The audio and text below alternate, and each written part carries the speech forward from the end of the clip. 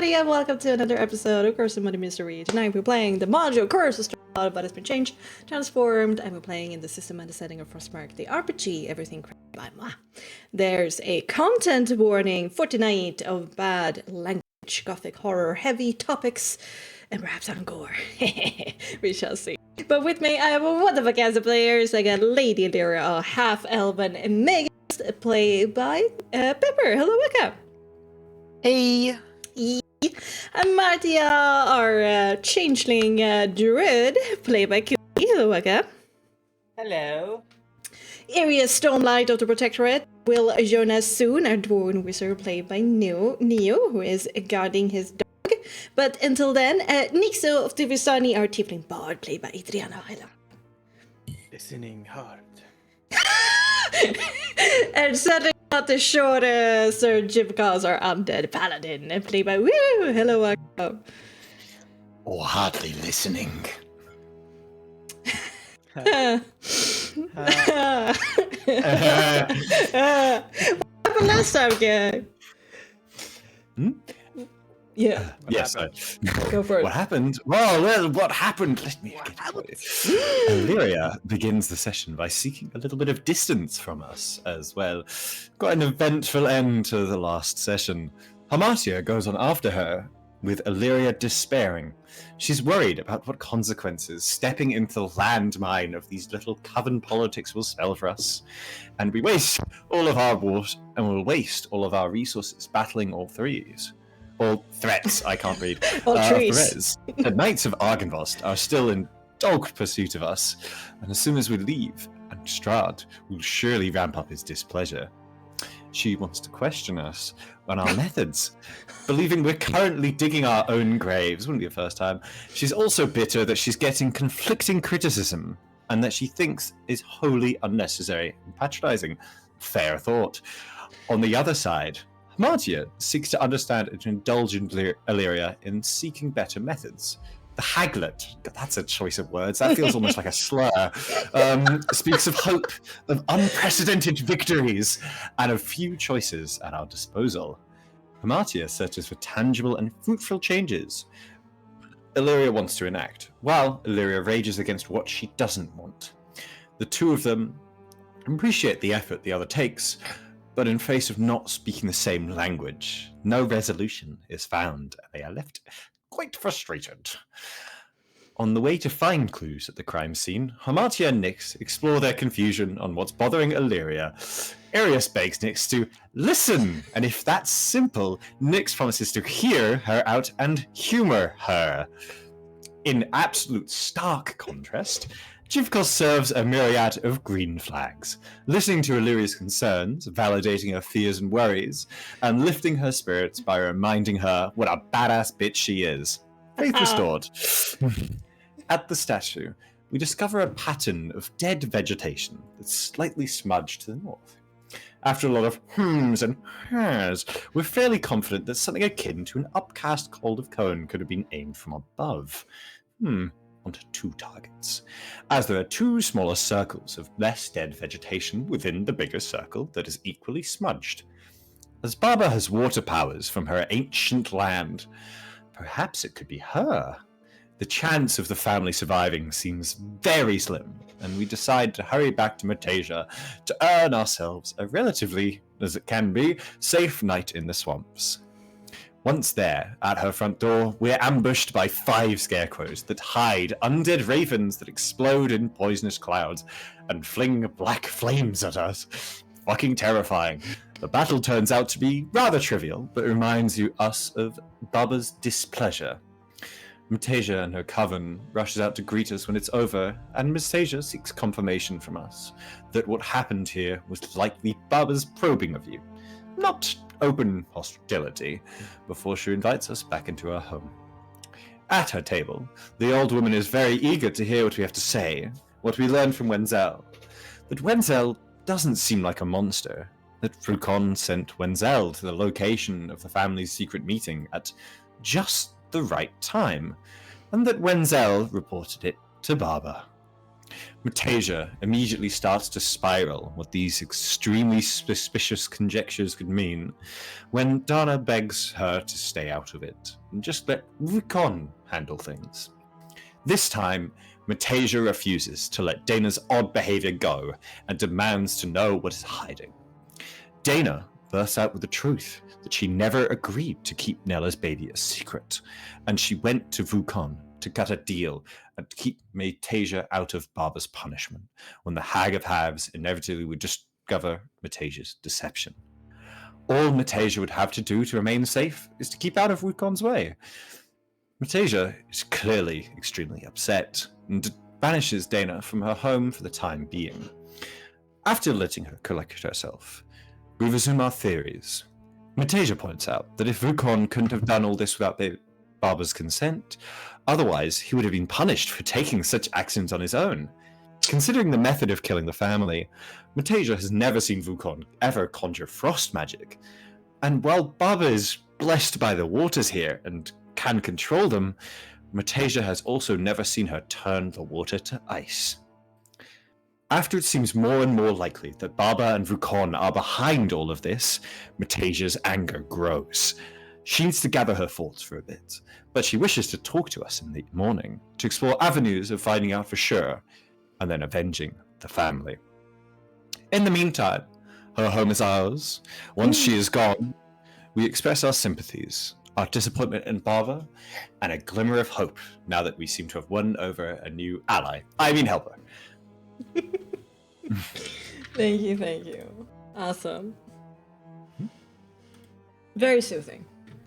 Oh, good to know. Mhm.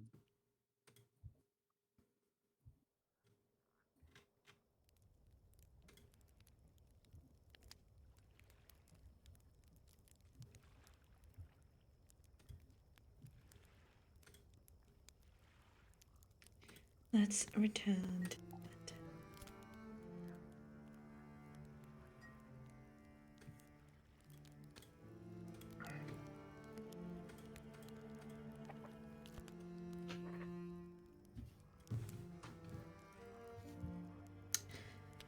The night has fallen over Beres. In the gloom beyond the warbled windows of the inn, frogs and insects grow louder as they sing their discordant symphonies to the dark skies above. A gentle pitter-patter of rain appears over the course of the evening.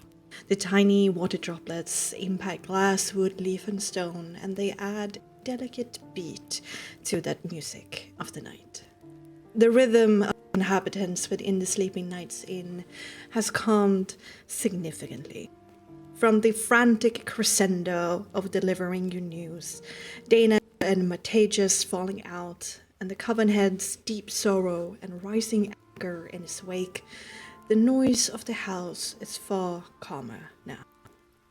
There were some echoes of activity some time ago. The sound of doors opening, closing, of Matasia's and Dana's hushed yet intense conversation in some room, which the walls in between have muffled. Of Mary's gentle sobbing, swelling and then ebbing away, one wall away from you. But now, as you gather in your sleeping quarters, your bodies cleaned and your bellies filled, a spell of silence has indeed fallen over the house. It's not a comfortable one, but one of disquiet worry, of tension. Team Drama, how do you want to break the silence?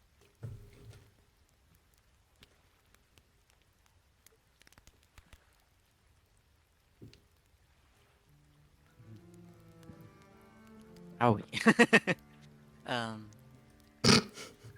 I think Illyria just kind of like preps her bed and kind of gets ready and kind of sits down and looks at the others. Anyone I should send a message to before we go to sleep?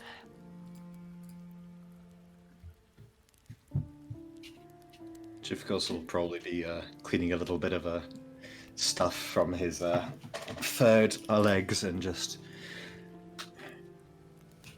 I'm not sure if there is anyone, but I wonder what... What's his name? Who was it that wanted to... No, who was it that wanted us to kill Wenzel? Oh, Fukon. Fukon. Oh, was it Fukon? Yes, he wanted Okay. us to kill. Oh, I thought it was the other. Okay, thank you. Yeah, Ruben is the leader of his with Wenzel. Yeah. Oh, yeah. Unsure exactly what Fukon will think, or if he can see through the deception. What deception? He wanted us to kill him. We did not. He thinks we just failed, but we had the chance and did not take it. By far the better choice, but still not what he wanted.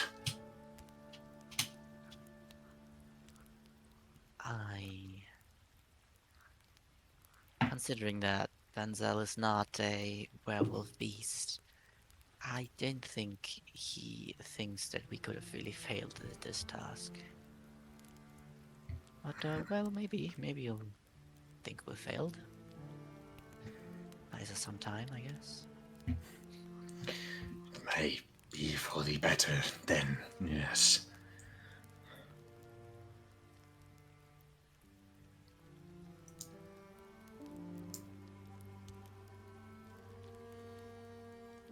Alright. I would say that don't have anyone that immediately comes to mind to save your resources. Don't know what's out there next morning.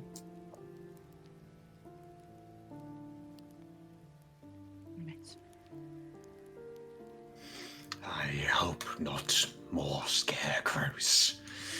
They were fucking freaky. There's gonna be more scarecrows. Sort of shiver runs down his spine. I think Baba is quite unhappy. Well, it seems then good that we are not on her side. Yeah. I think tomorrow we must see what Matasia may impart to us about Baba, where she could be, and where what we came here for is. Well, I mean...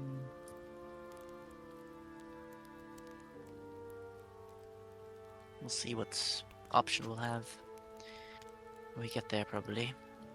We first have to even find her. But I mean, maybe Metasia. There's probably some way. Hopefully.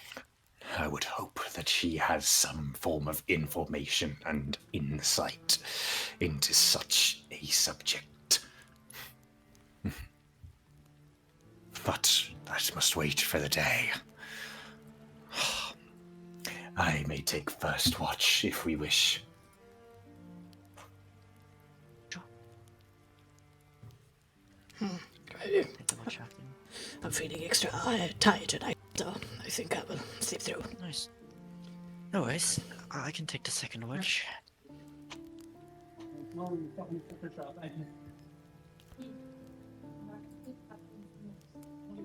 Infernal in the background. Wondering if it's okay. Yeah, sure. I'll go after you, no problem.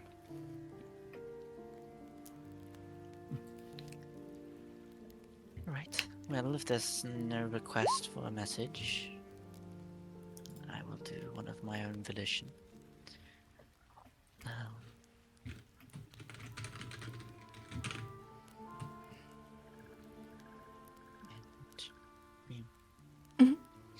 All right. Before everyone goes to sleep, she's gonna send a message.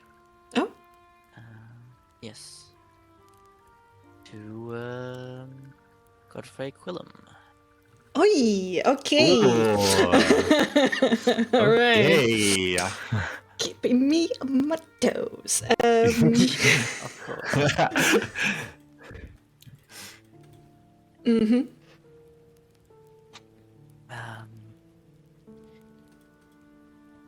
Illyria and Discuss here.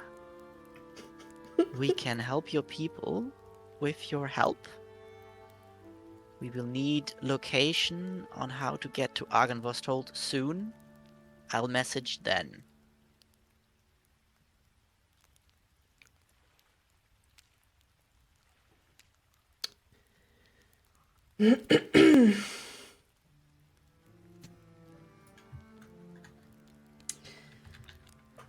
Illyria, it's great to hear your voice through these magical means. Yes, of course. What's going on? Do you have anything that can help us? We're waiting for you to the north. Vladimir is seeking your death.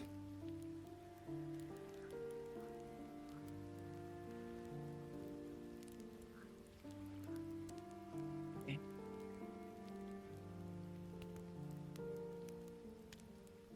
Then she'll get to bed.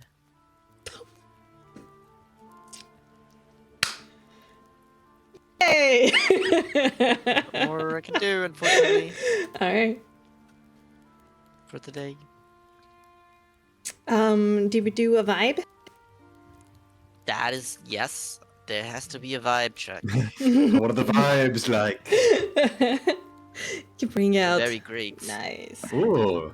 The 3 souls dance in your hand and are brought back safely after you finished reciting the words in Kanta. Okay, and we turn in for an early evening, it seems like. Chipkos, give me a perception with composure. Yeah. And then tell me what you up to, old boy. Oh! Natural 20. Whoa! Holy shit. Good way to start this out. God damn. I would gauge just sort of by that roll that his vigilance after the attack by the scarecrows, after seeing them about for the sort of last few days, is like up to an 11. He is just on top of it, going between sort of the windows of the room to check them out, make sure there's nothing outside. His eyes, his ears, everything is just on absolute 10 out of 10 for keeping an eye out. Yeah. The entire Very 2 cool. hours. Yeah. Very cool. Okay.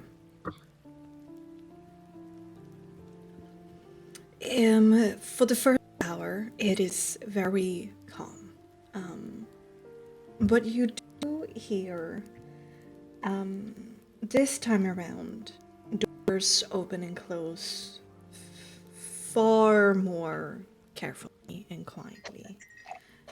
There is a second conversation late now into the night that can be heard between Dana and Metacha, but it's far, like, you only pick up faint,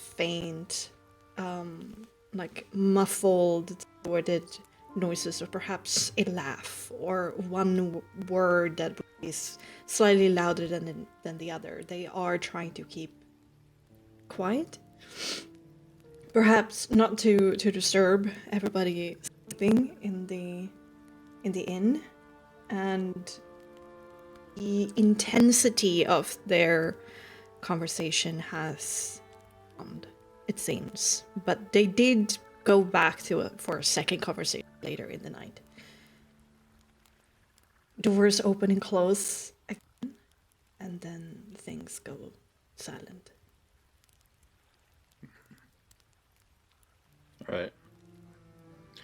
It's nothing to be particularly worried about, at least in terms of nothing Barber coming after them, so he'll commit it to memory, but not do anything about it. And then, rather close to the end of your watch, there is the scraping of wood and straw against mud and stone outside, and through basically the window here, you do see some scarecrow shapes drag away a dead, like, the remains of what you left behind outside of Metages. The scarecrows, yeah. Yeah. Right. And they, you see more of that, that's black fire that kind of licks from within, stomachs that move impatiently with something that is trying to claw itself out from within, and those kind of weird taunt sack faces seems to like drag over like a face that tries to break free. And they like twitch as they move and going in and out of the darkness and the mist.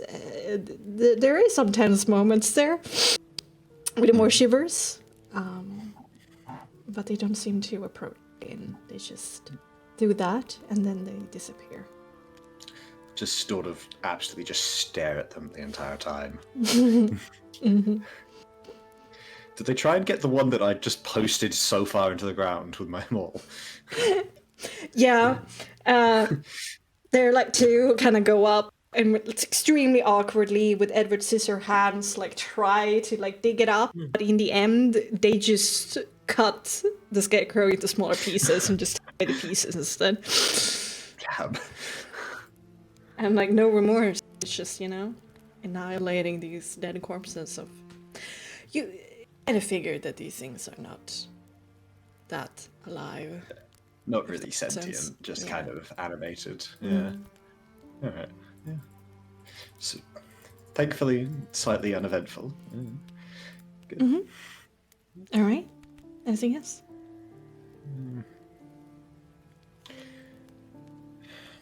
Not for the moment. There's definitely some thoughts bubbling around his head, but he'll be, at the state that he's in, and with that role, concentrating a lot more on vigilance in a literal hag's coven and a hag's territory. Yeah. Fair. Okay. You go to a capillary. Just sort of gently shaking her awake with sort of one finger. Lyria. Yeah, it's my time. Yes. I have heard more conversations in the night, but nothing able to be deciphered, and it seems more of the living scarecrows came to retrieve the corpses of the ones we destroyed. Great. Okay. They gave no attention, though. Are you okay enough to Yes, of course. do this? Of course. I thought I must ask, but if you believe you are, then I shall trust. Good luck. Thank you. Just sort of go off to the corner, lie down on the bed, and then go clatter and slack. Sleep like the dead. Literally. All right, and you're now in the composure. Tell me what you're up to, if any. Alright.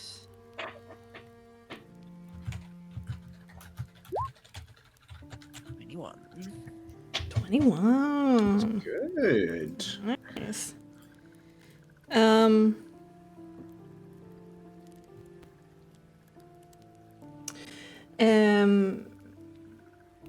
It is A very calm night for you, Valeria.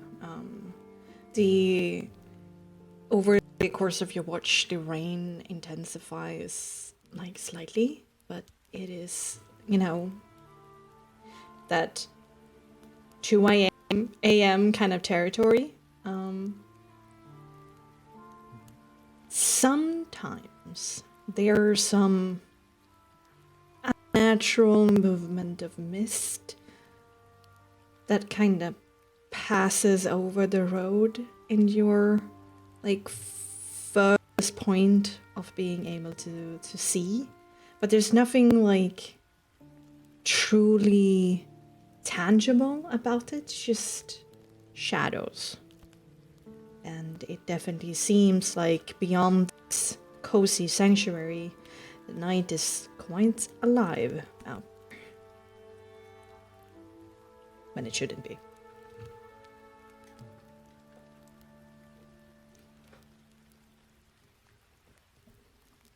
I think Illyria is kind of like sitting on the bed, looking towards the windows, looking out, and occasionally she's going to journal a bit, trying to get her thoughts down, connect some ideas, and just get her mind free of some of these thoughts by writing them down. Then, yeah, that's what she does for most of her watch until she needs to wake up next. Alright, do so. We'll probably just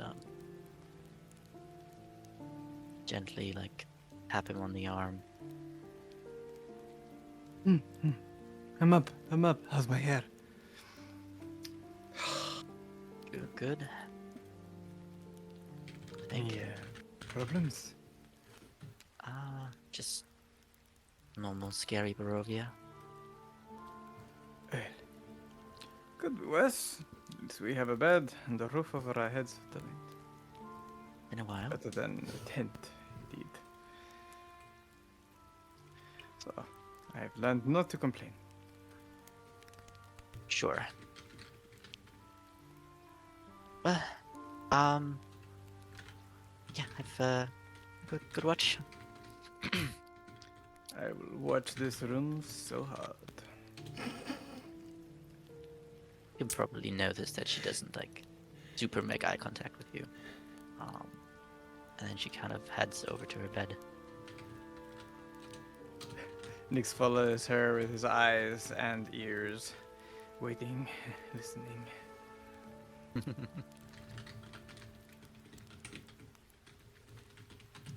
Okay. Until, she goes to bed, and then Alright. I will do my watch. Perception, composure.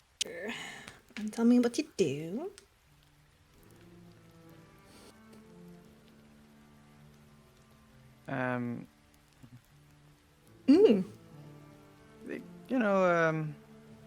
He watches. Does he see? Maybe he's just distracted. It's going over the paradox in Nix's head about listening but not hearing. It's trying to plan it out in his book. He doesn't quite get it still, so he's trying to figure it out. But eventually gets a little over distracted and starts to continue writing in his book. And I think occasionally, I think at least once during the night, I think he's gonna, just venture outside the door a little bit, into the main area to see if there's anything going on out there. Okay. Sure.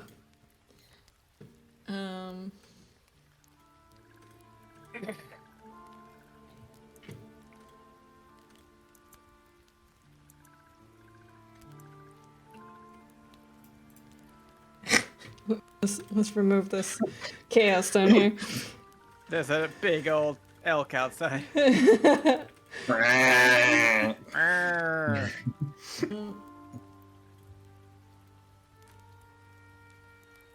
guess we're inside. Yeah. Let me fix. Don't fight me. Whoa, okay. You're like a boss of me. Mm, But you kind of are.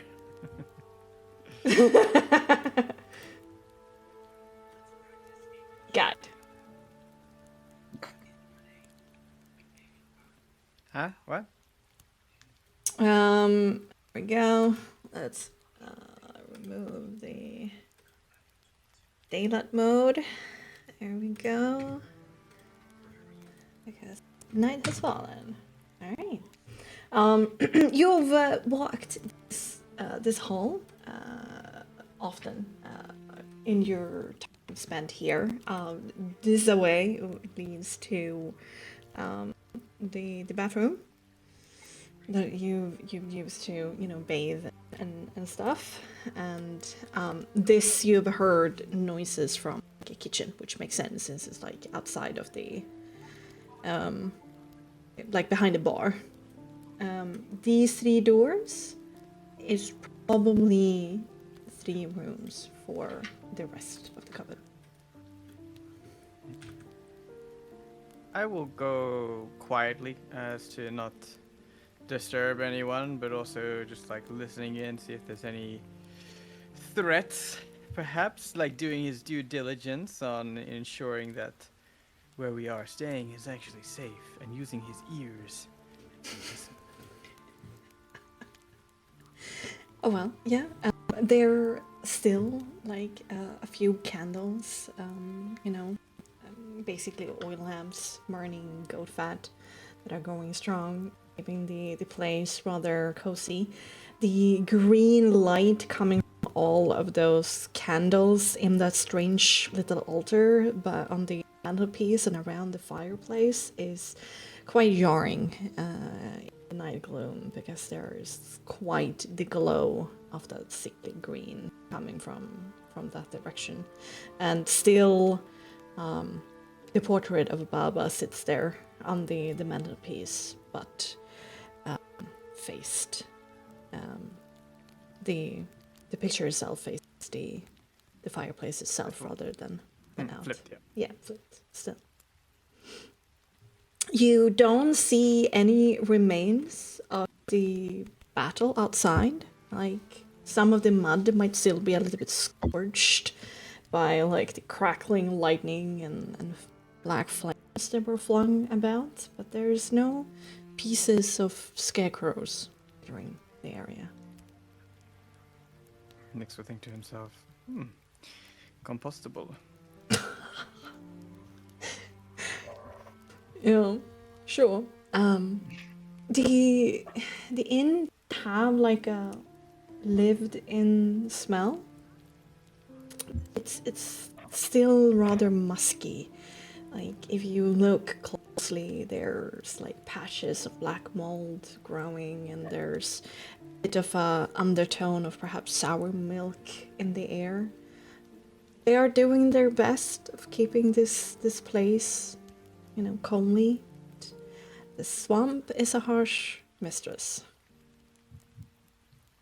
That it is.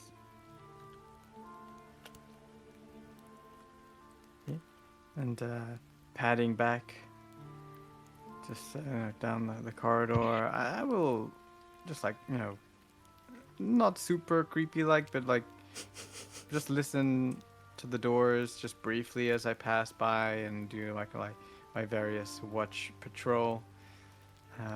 See if there's any muffled screams. Sure, make another intelligence perception. Here, let's do an Oh, that active was check. composure, so this is Yeah. gonna be Yeah, with yeah. intelligence. Is Yeah. oh, 18. It's smart, sorry. you got this. sorry, I rolled a GM roll, and I'm very familiar with rolling GM. Yeah, for sure. It's in my bones. I understand it. There's no sound coming from that door and this door. There's some faint ruffling of pages that is coming from this door here. I'm not sure if I can see where you're pointing. Oh. See? Can Can you ping or Let me arrow? Or... ping. I'm arrowing, but it doesn't want to work. I'm pinging instead. This door here. Oh, That'd be better. top one. Okay. Welcome back. Hey. We're all here, yay! Yes. Hi. We're all sleeping. Yeah, we're all. Shh. Ah, okay. What's up next? Okay. I'm just doing my patrol duties, and Sure. yeah, if there's It's just anything, nothing problematic other than someone just writing down stuff, then I think we're good. Okay. All right. Now, friendly reminder: do we want to attempt a Taraka check? I had thought about that.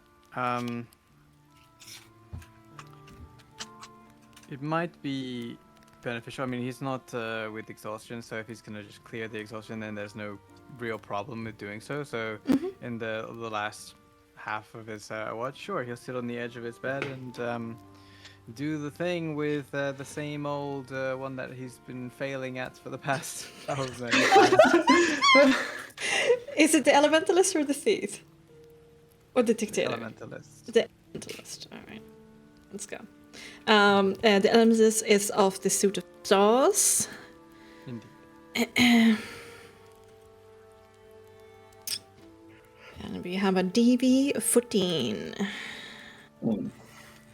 You think it'd be easy with his plus, but it's just never coming to the case. I was gonna say that. Thank fuck that was the second win Yeah. rolling, not a... Yeah, that scared me for a second. I saw 11 and I was like, oh. Just the green outline. I was like, what the I'm fuck? sorry, I forgot that I would want to do that before going to bed. So I did it. That's okay. That's okay. Okay. I forget about my lay on hands all the time. Oh, nice. More. Damn. Okay. All right. How do you set the scene here? Just sit cross-legged on the edge of your bed. On the end or- of the bed. Yeah. End of the bed, and just have his book on just to the left of him, in front of him, and as a reference book, and put the card in front of him, and just close his eyes and put his hand just the fingertips, arms stretched out, fingertips on the card, and just try and get the vibes. Get the vibe. I'm looking for the vibes. Back in. You focus, feel your forehead strangely moving. The third eye indeed opens, a bit of blood trickles from it, and you see beyond. Yay.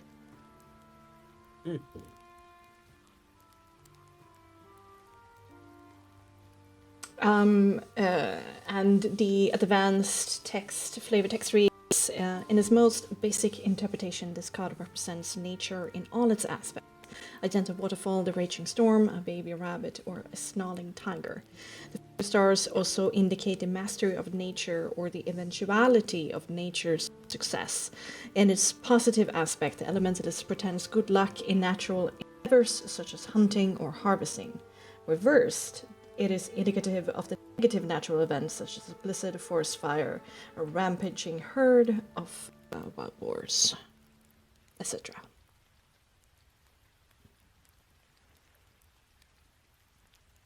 Well, that's one step closer to Indeed, full set, unlocking. right?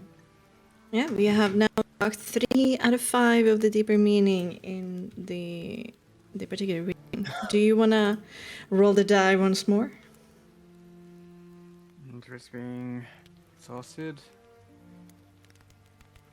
No. No. I sleep. Just you go to wake Hamotia. I do. Oh, good morning. Not yet, but soon, I'm sure. Yes, good. Good before morning. Yes, that's what I meant. Good night time. Good night. Oh, good night. And Hamatia will quickly say, "Make sure you do not wake up with any sticks in your hair.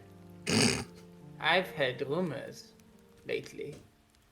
Yes, Luckily, we are not outside this time for mischievous trees to get their hands on my do. Maybe these are wall-passing trees. Maybe Baba Saga herself put a stick in your hair. Maybe she's testing you. Testing the strength of my roots, no doubt. I'm sure her roots are split and fading. But no, she takes pretty good care of her hair, actually, I think. Don't say this, Amatya.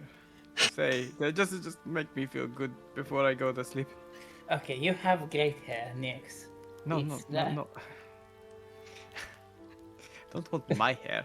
Tell me about her hair, how bad it is. I know how great my hair is. Ah, yes, her hair sucks. Yes, It's it like- does. It's like all black and not really pretty. Yes. Somehow I thought your insults would be better, but we can work on it. Yeah, I just woke up, I'll workshop it. Oh, okay, you workshop it. Good night. Good day. Okay, Nix, you go back to bed. Ham! As Hamatya wakes up, Sol will help me keep watch. Be my second set of ears and eyes and muff antennas. Hamatya is going to Have no help us in the fear, time. Mothman is here. Yes. She's going to take her sewing kit, and she wants to not sewing. Like I think what in the sewing kit she has like the thing what grandmas do, like knitting. Yeah. Knitting. That's the word. Yeah. You got knitting And runs. she- Yeah. I think she wants to start a new project, which is knitting like sock puppets of every member of Team Trauma. And she's going to start with herself and then go to Lyra. Very witchy. Very good. Get yourself a sock pocket, sock puppet voodoo dolls at the party. Very good. Very good They indeed. might help the children, I guess. Just imagine the town square in Balaki sometime in the future. Like there's like a reenactment of the rebellion with like the party of sock puppets. Wait, Hamatya finished all of the scarves, didn't she? Yeah, I think they're down by now. Yeah. Hell Maybe yeah. I didn't finish Arius, maybe? I didn't think I did Arius. I think I should do Arius before. Otherwise, I can say there has been like downtime that you could have spent. Yeah, so if she didn't do Iris, she'll make one for Iris. She'll keep it a surprise for him until New York comes. What? But it's going to be a scarf with all of his like friends attached, like being happy and nice, like trying to put them in nice scenes, so Aw. we can carry a good memory of him. Nice. Make me a perception composure also to see if you notice. Let's see. Well, with solo, I'll do one solo now with myself, I think. Okay, let's do this. Do these. Perception composure. Okay, that's Ham. That's a 15 for Ham, and for my good friend Sol, my bestest friend. Let's see his perception. Yes. Wow, I actually have a lot of composure. He's apparently very composed. Somehow. I mean, for Nothing getting through to him, I think, is the thing. That's his way of composure. He's hard stuck on keeping an eye out. Yeah. it's true. I mean, he has a lot of like personality willpower. Yeah, exactly. An eagle. He He shall actually not has be a- charmed away from his bloodlust. Yeah. Sol actually has a plus 8 on his composure, so it's supposed to be a 25. Yeah. No. no. It's not like a great wizard in disguise. Okay. Anyway, Soul helps you to point, but it's also what you hear as well. That's about an hour into your watch. You do hear one of the doors open, and somebody pitter-patter rather silently across the hall, and a door opens and you hear some like muffled like noises of things being moved around in the main room and in the kitchen. Does it sound something like more than usual? Does it sound like someone going to the fridge and getting a 3 a.m. snack, or is it like shuffling around?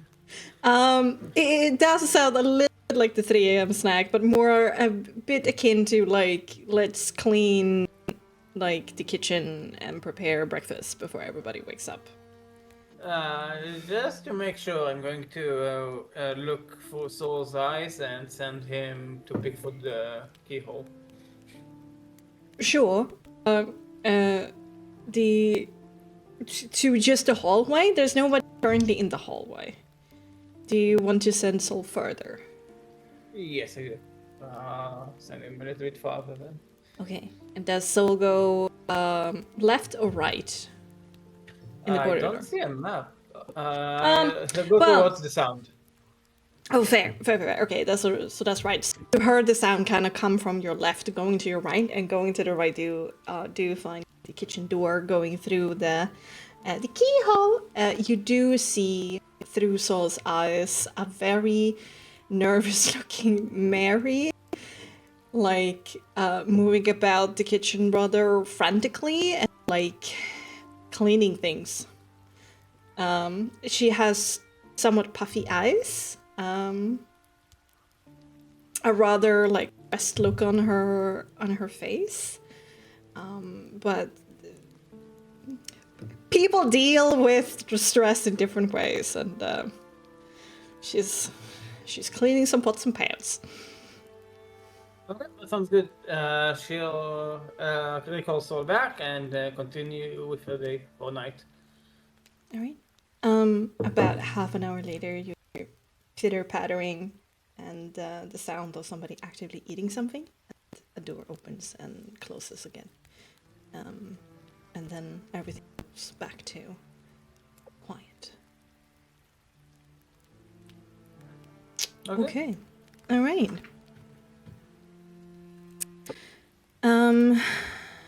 As your watch goes on, the rain kind of peters out during the course of the morning, and then dawn burns it away.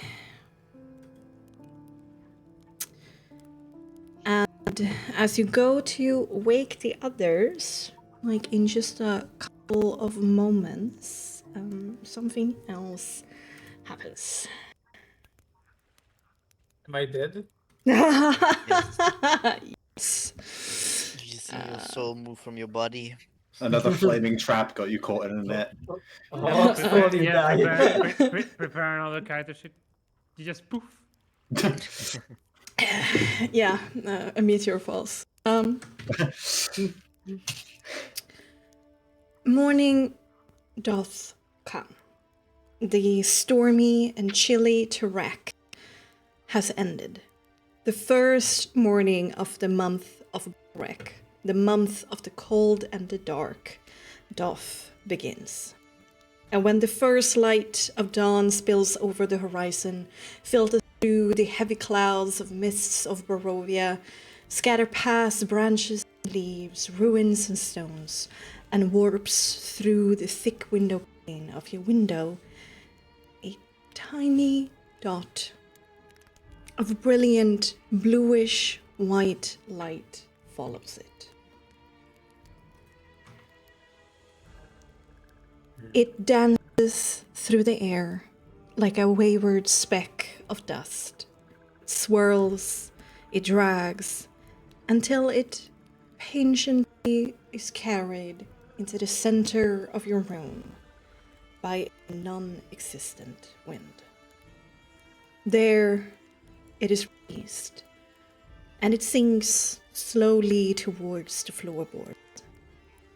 But this turns out to be not the end of its life, Rather, the opposite. As soon as that dust, that speck of light, touches the ground below, it explodes outwards in a brilliant flash of light, together with a soft humming noise. None of you saw its approach, but you definitely come awake to its presence now. In the wake of that shockwave, a bright orb of pulsating light remains there in place, the size of Jivkar's fist. It gently bobs up down in place where it remains anchored roughly a meter or so above the ground. Every time it bobs down, an equal reaction of smaller pulse of light extends from it. The temperature within here drops dramatically. Beautiful patterns of fractalizing frost spreads across every glass surface. Breath comes out in white puffs. Team Trauma, you come awake. How do you want to react? Immediately draw my weapon. Yeah, I think Neri kind of like grabs her weapons and jumps over on the side of the bed to get some cover. Yeah, 'Cause- sort of try to immediately put myself between any members of the party sort of on my side of the room and the orb thing, whatever it is. Yeah. Marcia will just prepare a little gust of wind in her hand. And I don't think she'll be like on guard, but she is very curious. Yeah, for sure. Aries will. Go ahead. In the case of Aries, will just wake up and the Solmar will bright and then about to cast a shocking grasp, but then like almost stop and like, what is that in his mind? What is that? Curious. Nix. Nix looks at it, shocked, and then wraps himself in his blanket and rolls off the bed in the blanket. It Away is from the very atmosphere. cold. Yeah, you gotta wrap yourself yeah. in the wharf. Rude awakening. Yeah, and it, like all of you, you know, in various ways, jump out of or repair your magic or your weaponry.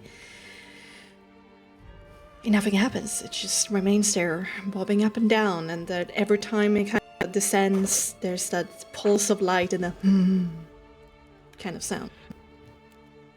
Marcia, what is this?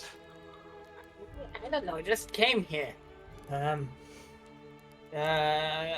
Do I feel any connection to it? Does it remind me of perhaps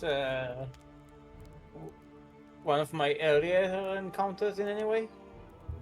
Does it feel familiar? Sure. Make me an intelligence check. Okay, pure intellect. Wait. No. Let's make this interesting. Make me a intelligence empathy. Intelligence empathy. Okay, I can do that. We have the proficiency bonus of 4, yes, or 5? What's our proficiency bonus? It's 4. That's 4. That's Yeah, four, plus four. Yeah, Nine. it was 11, 3 11, internally not long ago. Okay, so you said empathy, intelligence. Intelligence. Yes. Okay, so I have. Okay, And, cool. Jivkos, do me the same. Okay. Empathy, empathy with intelligence? Yeah. Yes, that's the yeah. God damn. All right. I believe that is just Special roll. straight 13. 12 and 13. Yeah. No. It's okay. Amartya, you don't get any tingling feelings, no hairs raised, neither towards your, like, how your hag heritage feels and how, like, your connection to the elemental powers that be. Jivkos, despite this, it is quite despite this roll, this is quite overt. It's quite obvious. You get an immediate sense of Boreas's presence. Huh? God. As soon as that sort of like presence is registered, it's something that he's not felt in, I would say, a very long time. And immediately his grip, like that was tight on his more ready to strike, would just weaken and sort of like lower it entirely until he just sort of stares into it.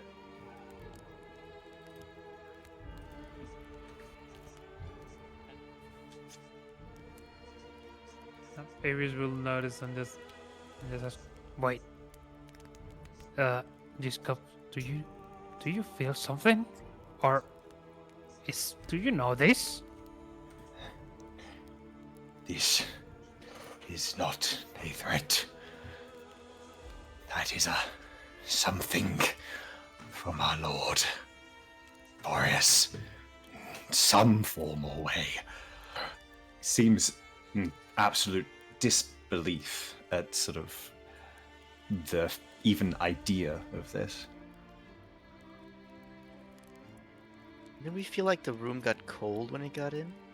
Oh yeah, the temperature has very much dropped, and by now during this talk, not only has the windows completely frosted over, like slowly but surely frost crystals are like growing on the walls themselves. That must be him. Morning Wait, Lord. You're saying this is your actual god? What? It is something from him. I could not say whether it is him, but he seems to start to almost bask in the cold emitting from this, like somebody would if they were trying to sunbathe almost. It's like reverence. Breathe deep. And you feel it light, and it feels good.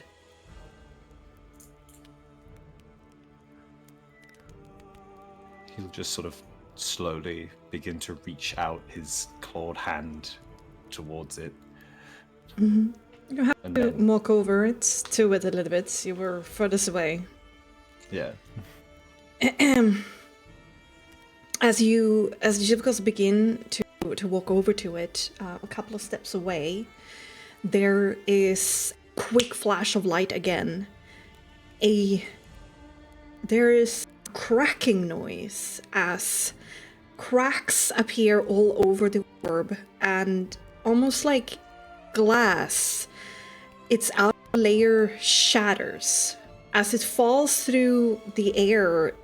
Kind of falls in slow motion, and in that moment it twists and transforms and changes its state from this icy glass to become like a thick liquid instead, that strangely, against how gravity should work, kind of drips down in the end on the ground. A few globulets like still like hanging in the air between it, the sludge pile on the ground, and the orb itself. And then that sludge pile begins to rearrange itself on the ground, like snake out into like almost like indeed how the frozen fractals of snow is growing on the walls right now.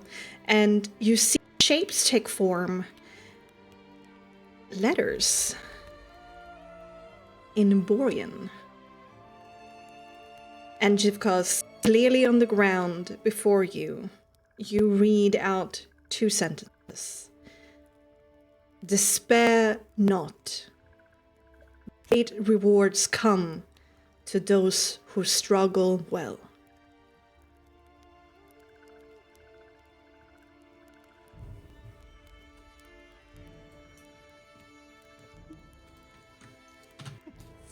It's just sort of frozen there for a few moments. And something that's not really happened before begins to happen, and a normal sort of rhythm begins to appear in his chest as he seems to, even though he doesn't need to now, begin to take breaths in the just state that he is currently in. And his chest sort of rises and falls. And he'll go down to the same kneeling prayer position that you guys all saw him in first in Argynvostholt when he was praying to Boreas. And he will begin to just sort of mutter in Borean a small prayer to Boreas. Just under his breath.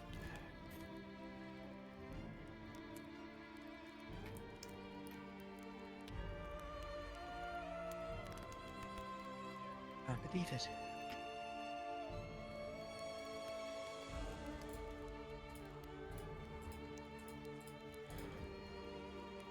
Yes. Ariel will keep quiet until the prayer is done. Probably take about, it's a short one for the moment, probably about half a minute to 40 seconds. Yeah. Until he sort of, Abbreviated version. his eyes go up from the sort of ground, now with a new, brighter hue of the cold blue that's the same sort of as the writing. Blessed be we are this day. He has sent us a message. We have struggled thus far, and our plight may not end, but we know that he is with us. The Morning Lord.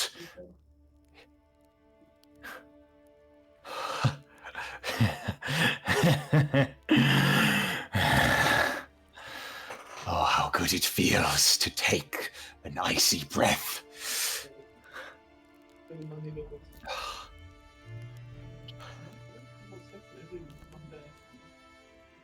Okay.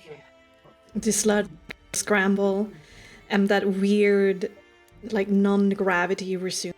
Some globules of it kind of like goes in between the orb and the sludge on the ground, and it remains, slightly gently bobbing, humming as it does.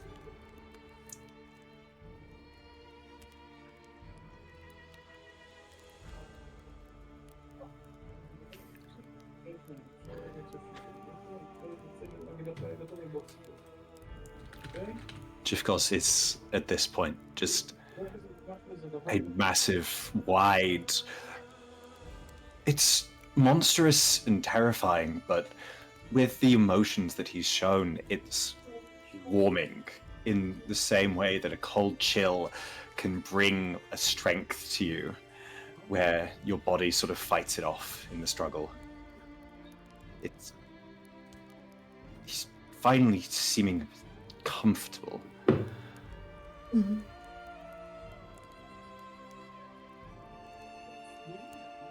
It's so beautiful.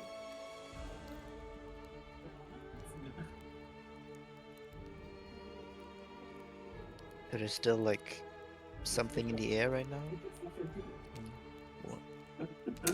It's still extremely frosty, and by now the frost is kind of concentrated both on the glasses, on the window panes, where it is almost impossible to see through them, and is also especially so climbed over the door and growing in the cracks, almost like shutting you in.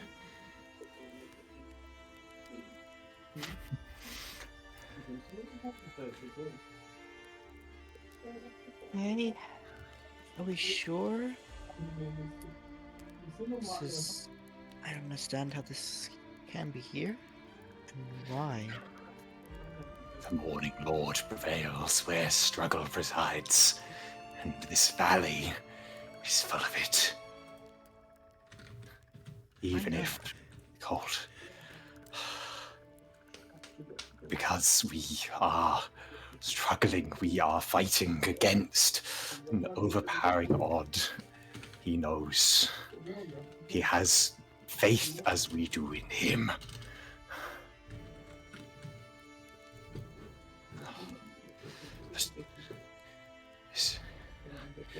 Why does it show to us? Are you here to help, to guide, to encourage? They just sort of try and speak directly to the orb.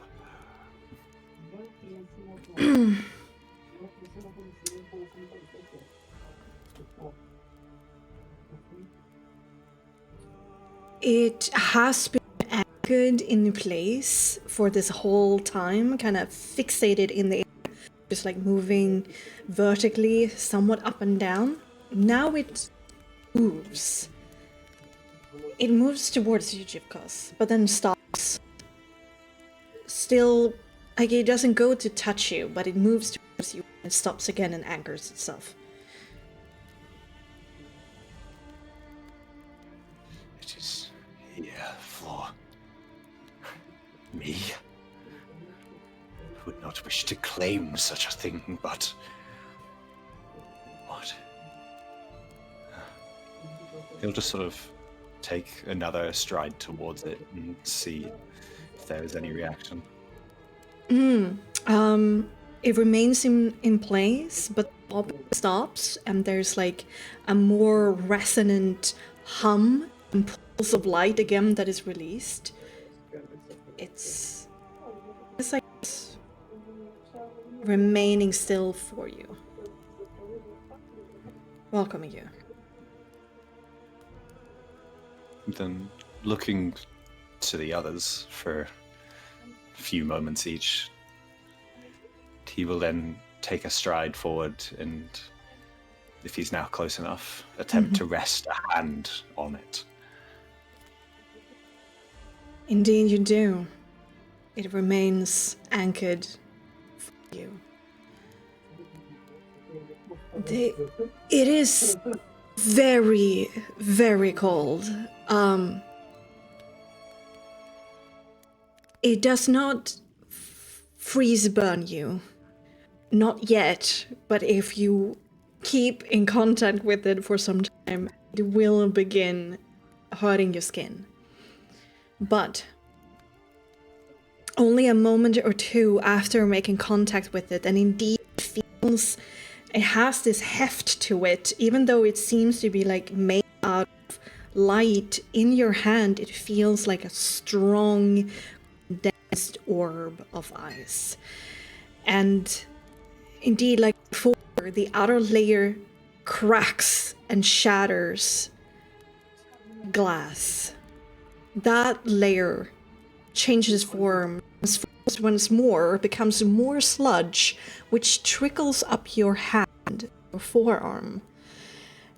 And then it sinks underneath your skin, disappearing from within. A gale of ice rushes through your insides. This hurts. Despite being a revenant, it burns in how cold it is. And you fall to your knees, gasping. His eyes will widen, showing these full sort of tattoos across them, and he will give sort of an pained expression.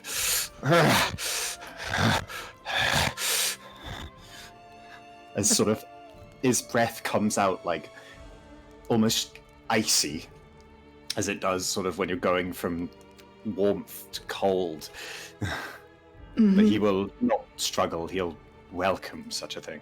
And when you do, the tension is relieved, because after a moment, after the shock of the pain abates, you realize what it's burning. It is burning away your weakness, leaving you purified and stronger. Jivkos, you level up.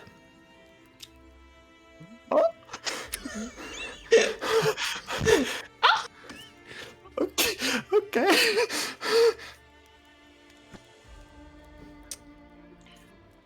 The orb detaches itself from your hand, and it floats towards Celeria. Anchors itself in the air, a meter away. I think that's the moment Lyria just shakes her head and like takes a step back. The orb comes closer. Do not be afraid.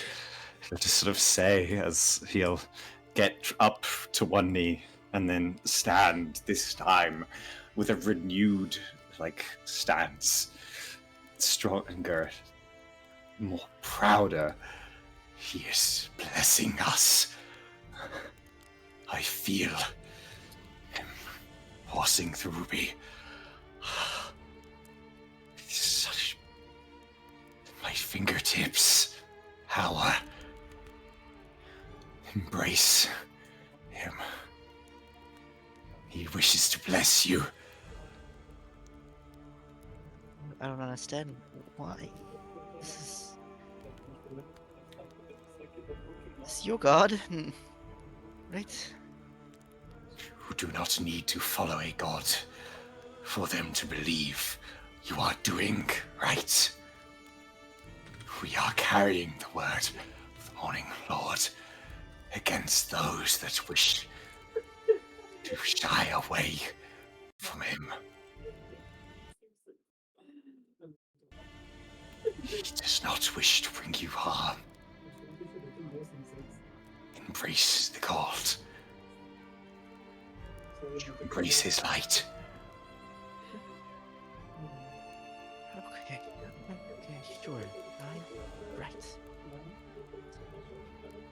Takes a deep breath. Thank you, I guess. And grabs onto this orb.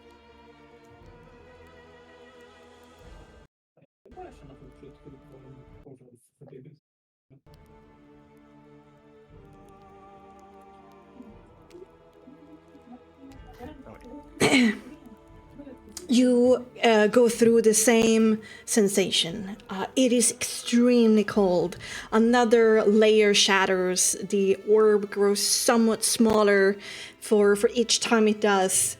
The glass changes shape, turns into sludge, into snow, into liquid ice, move up your arms, sinks underneath you, within you, and it burns your insides. And Illyria, you level up.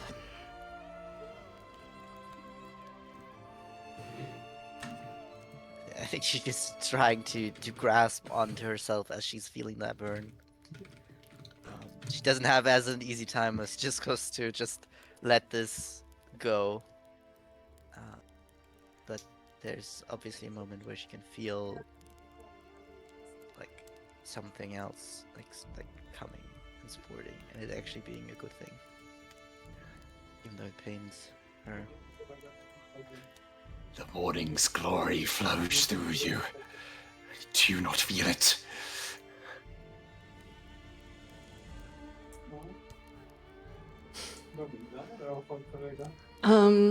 The orb shifts towards Sirius. Iris will just be like inspecting it, like from far away first, and then just stare at Giscos like, and then go back to the orb, back to Giscos. Are you sure it's fine? I am sure. Surest I have been in my time, back in my own head and body and soul. Just everything I can believe in. If there's ever a time where my faith was stronger, I would not be able to recall it. Definitely is painful though. I guess there's always a first time to deal with a god, and Iris slowly will approach the orb. Okay. Alright. Weird flex, but okay. Fair. You reach out and like even Nyx and areas, like even if you don't have detect magic on, like over time the magic like that is present in the air right now is blinding, and it is tickling like your arcane senses, even if you haven't cast a spell.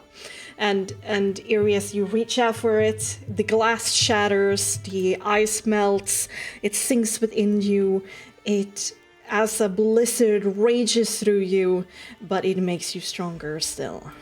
And Arius, welcome to level 10. Double digits, baby. Let's go, ballers. It travels towards Samartia.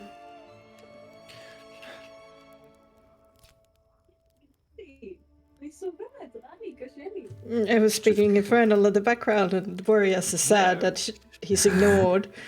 It travels towards Snakes. Cookie, you there? I'm here. Okay. Then it goes towards Snakes. Steps in Cookie, between. You don't get a level up, or it's like, your fault. Not of it. Not here. You don't get it. Yeah, it moves Nick- towards Nyx.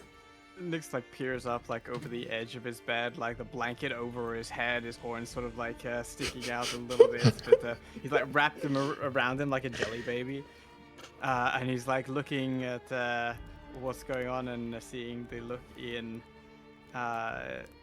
Jivkos's face, and he's heard the explanations, and he's like, really? Yes. I am sure the flame inside you can survive a little chill. He's grinning like ear to ear at this point, and like large, toothy grin. Even the ones at the side of his mouth, a large sort of mandible, they're still there.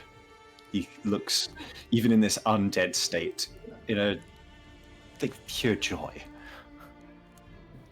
And then Nyx will like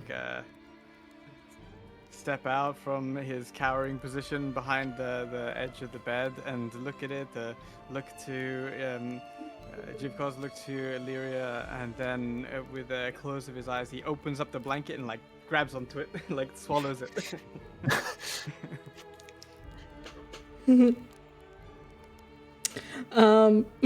Okay, you touch. Question mark? I touch. You touch. The glass shatters, the ice sort of flows into your veins. It burns, but it is good for you. Nyx, you level up. Yeah. And the orb shrinks once again. Another layer gone. It moves over to Hamartia. Cookie, Always here. cookie. Orb gets annoyed and just flies into my mouth. Hamartia, Sensual. Hamartia hesitates, but reaches out her hand in the end. Takes the pain with a laugh. Soul is very worried, and Hamartia levels up as well. As the last layer of the orb shatters, the last light disappear in a unceremoniously like flash of light, and then just the room that is left behind is kind of like melancholically dark in its when it's indeed sunnily gone. There's nothing left. No sound, no light, no energy, no message on the ground. You're left as is. The ice immediately melts from the windows, from the door. And as you kind of look around to like double check your environment, you do notice that outside of the window, there is a wall of incredibly thick gray mist that is pushed up the window. And the glass seems almost like it's cracking a little bit, but it holds. It's almost like if this mist is desperately trying to get in.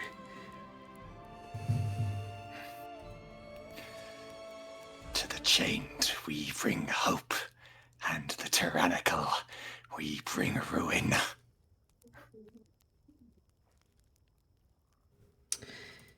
And then, my friends, we are indeed going to level up together during this extended short break. And I want you to level up to 10 with the knowledge that this is one of the last levels we're going to go through. I'm aiming for 12 or 13. And soon we are about to face one of the 4 potential most dangerous fights of this whole campaign. And this will be the first of those 4 potential fights, depending upon, your actions. We might leave Baba alive, and well, who knows? We could just leave. But let's level up with that knowledge, and I'm here to guide. It's good time. It's a good time to open the Frostmark wiki. All right. Level. I use the books, I'm not gonna lie. Oh, nice. Okay. Look at you. Traditionalist. I have a question. Yes. Can I have? Well, there's I have action search from fighter, and at level 10 I can get action search from sword weapon. Yes. So that's 2 separate. Yes. Okay. Yep. I'm done.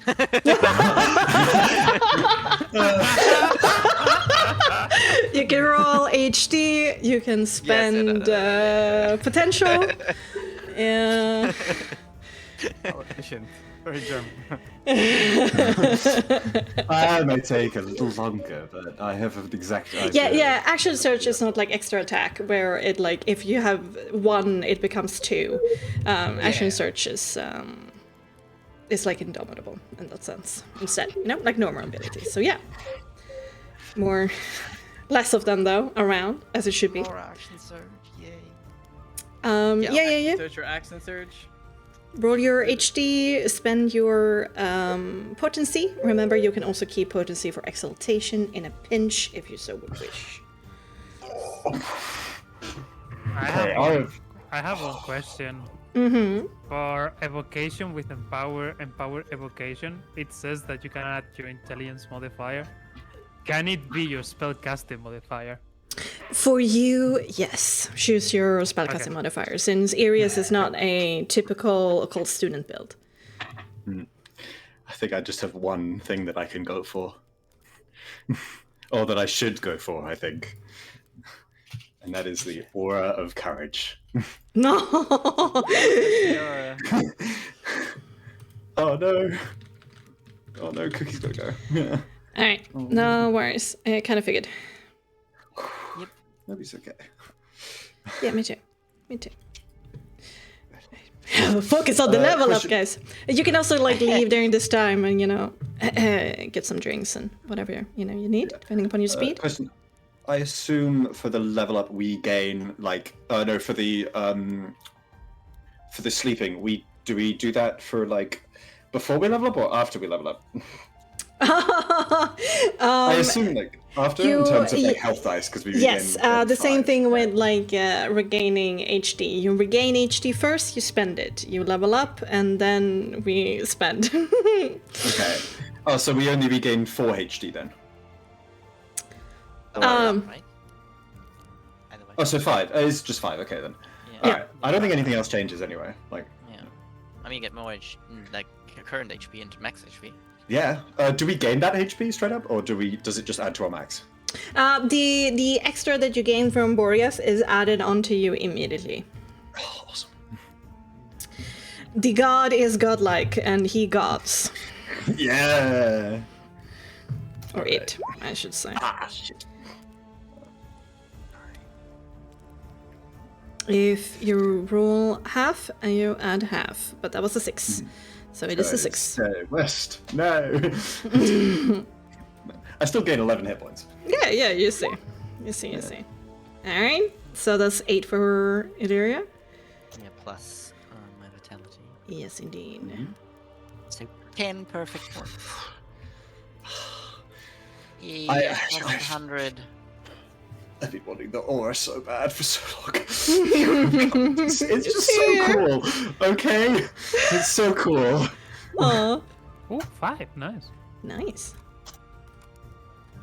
Very nice.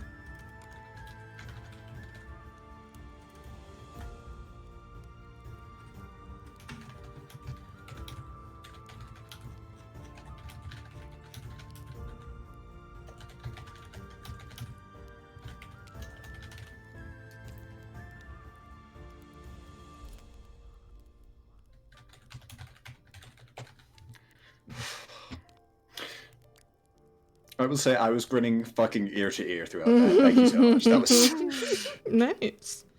Well, it's also like true in game. Like I've been keeping check. It is the first day of the Mouth of Boreas, and morning came. the morning lord came. The mist tried to fight him off. So cool. Nice. Pepper, what are you thinking for potency for Illyria? Spell-wise, are you? Yeah. Not really sure if I want to get more spells or more spell slots. Already heavily invested in spell slots. Mm-hmm. Might need to look through the spell list a little bit more. Okay. If there's something, but I'm like, yeah. Also, Boreas is indeed empowering you for the battles to come. So you Fair like enough. can have a little bit of a spin from that. I don't think Boreas would like in general in like evoke any UA stuff for Illyria. Yeah, If that makes sense. Maybe I can get a cold spell. No. Cool. Oh, Although yeah. probably not that useful. Yeah, I don't cool, know. cool. It's useful for Baba, but My Could- cold could be can cool burn. Yeah. Since it's Boreas, it makes sense. It's like a nice spell. cold Makes burn. Yeah. Frostbite. Yeah. I could get what a are- different. I could get a different damage type. Ooh. But- Go for but- damage side. His eyes can also be so cold that it feels like it's burning, so you can also like pick up a burning spell. I mean, Warriors likes Oh, to do yeah. damage, so Imagine having cold It's eyes. allowed. in general, I feel like Warriors is abjuration and evocation and just end of story. Yeah, honestly, that sounds appropriate as fuck. He is. I think the one thing that he can't be, no offense, is enchantment. Yeah, illusion enchantment is not what he fucks Yeah. with. Yeah. No. How much potential do I gain? It is... Oh, we're still in level 10. Yes, so 50. No, I was checking. I didn't know when the like jump to the next sort of league of potential per level is, because that's level 11. Yeah. Yes. It is 1 to 5 and then 6 to 10. So it is Yeah. 11 where the next leap happens. No, Hamo, sadly, no time shenanigans, but setting up Illyria's great grandma with a Ginny. No need. No I need. think you two will really like each other. Also, Neo, right? Arias is a res build, right? Instead of intelligence? Yeah. Like, as I'm going through each ability origin and updating them, I've been, instead of having them rely on one ability score, I'm going to have them rely on 2, which I've already started doing. And on my list for occult student in the future, it is going to be intelligence and resolve for that class. So it is perfect. You can treat any mention of intelligence by occult student as resolve as well, since I'm planning to do that Okay. anyway. Okay. Great. Thank you. Perfect. No problem. So what you're thinking about, Weebu, in terms of potency, what are you planning to do there? That's what I'm looking at, because I'm thinking. I will say that Elsa said that, like, counterspell, silence, the spell magic, anything to stop Baba's shenanigans and reaching out for help is a good idea. And I did roleplay with Irius that he was taking mental notes. I definitely think, but Jivkos is also a bit of a defensive caster. Yeah. So just don't, because that's 3rd level spell, correct? Yes. A counter spell. I only have 50 potential, so Oh, I don't okay. have enough to get a spot and a. Irius, how do But you I feel can- about counterspell? I would love to take it, but I can't. I can also take it. Hello. Do we have counterspell? Yes. We don't have No, counterspell no, in no, the no, We party. don't have it. Sorry, no. Yeah, Oh, but- yeah, we then, yeah. do. Why did he? We had it when Nyx is evil. yeah, Yeah, yeah. but he's no evil right now. Sorry, no, Yeah. not lad. Oh, then yes. I already know of. I can also take it. But You could, yeah, more than one is good. Yeah, I mean, attack And also spell torture. magic, so. be open to it. It probably is a good idea for somebody to have it. That's what I'm putting down. I would love to go for it, but it could be. I could invest into it. It would just mean that I would have to then get it next level, which is a fucking while away. Obviously. Yeah, that is probably not doable for what we're doing. And Adrian, what you thinking about? For Nyx? Oh, right. Well, I'm going back and forth, since it's artistry or unique ancestry. And there is a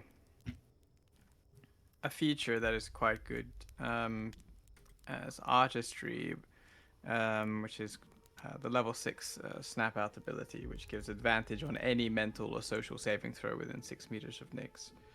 Ooh, honestly, good.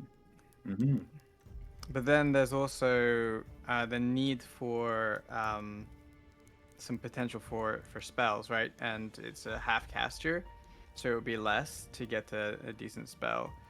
And then there's, on the other hand, unique ancestry is the first time Nyx is going to be able to get another meta magic option, which is he can either choose quicken spell or subtle spell. So subtle spell means he can't get counterspelled, for example. Quicken spell, obviously that is also good because he can just bonus action and then still cast a 1st level spell, right? That's the way it works. Yes. So in that regard, with meta magic, it's it's still a damage output. There's additional spell because it's a major caster, so you get more potential to get a bigger spell. But then there's also advantage for everyone in 6 meters. But the thing is, like, Nyx always stays far away, or tries to be backlining. But then there's also, for those others that are backlining, staying close to Nyx obviously has advantage. And in a place where everything is kind of twisting your mind, having mental or social saving throws at advantage as a reaction with no limit. It's just all the time, essentially. Well, There's no like once per long rest or once per short rest. It's just every reaction I can start a performance, and until the start of my next turn, any creature within 6 meters of me gets advantage on the rolls. But then it's also a question of like how often is that going to come up? How close am I going to be? So it's like. gotcha. Yeah. So something defensive that people need to be close to you, with less potency versus more versatility with your casting. That would also play very well off any of Jivkos's shit because he's got the auras now, both of them. Yeah, but I'm not really gonna be. Are you saying that Jivkos has the melee casters in an aura and Nyx has range casters? But then we all kind of spread out. I'm just saying, like, as an overall thing, like, sorry. Yeah. I don't know. Well- I need to look at the spell choices, I think, to see like what are must-haves right now, and the cost of them is also kind of dependent, or it helps influence the choice. I will Like one thing, for example, is mention is something- that we mentioned that it feels like Nyx have taken a bit of step away from the Vistani, and perhaps a little bit of the artistry, perhaps towards his more personal strengths in UA. That's true, and he has been working on, the issue of movement for like 2 levels. He's been studying the teleportation circle methodology, and getting around obviously it's a luxury to have, but it's also, if we're being hunted, we could just create and poof, we're gone, and then we don't have to worry about being hunted really, because we just move around Barovia at will, more or less. Well, wherever there is teleportation circles, of course. Yeah. But Gotcha. we know at least there's a teleportation circle at Squall Manor, so it's like, we could just get back there immediately and then have a nice comfortable rest and then use it again to come to go elsewhere. I mean, if we need the teleportation circle, like. Yeah, there is we can go marvelous there. one. And also infiltration into the castle, right? Yeah. I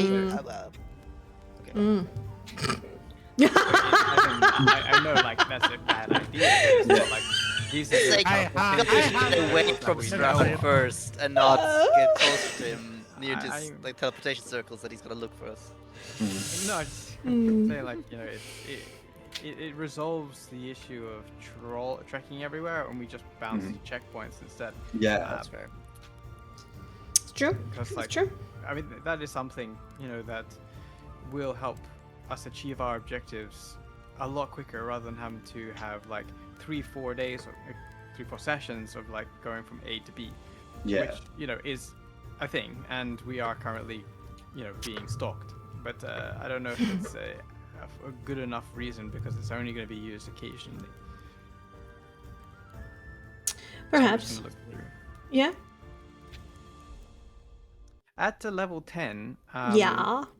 in major casting, is there an increase of potential? No, the increase is at 11 it's, for everyone. it's still 100 potential. It's still 100 Yeah, until yeah. level 11, right? Yeah. And I think I was thinking in my case, like getting counterspell kind of makes sense. Yeah, then yeah, for sure use for areas. the- Yeah. And then use the rest of potential for more spell slots. Yeah. Pretty much. Yeah. Makes sense. Makes sense for You areas. get a lot of Like unless we are needing of something else. I think we are covering a lot of bases, and we have versatility among, and the fact that like if one of us gets taken down, I think we can still keep the party together regardless of who it is. Usually,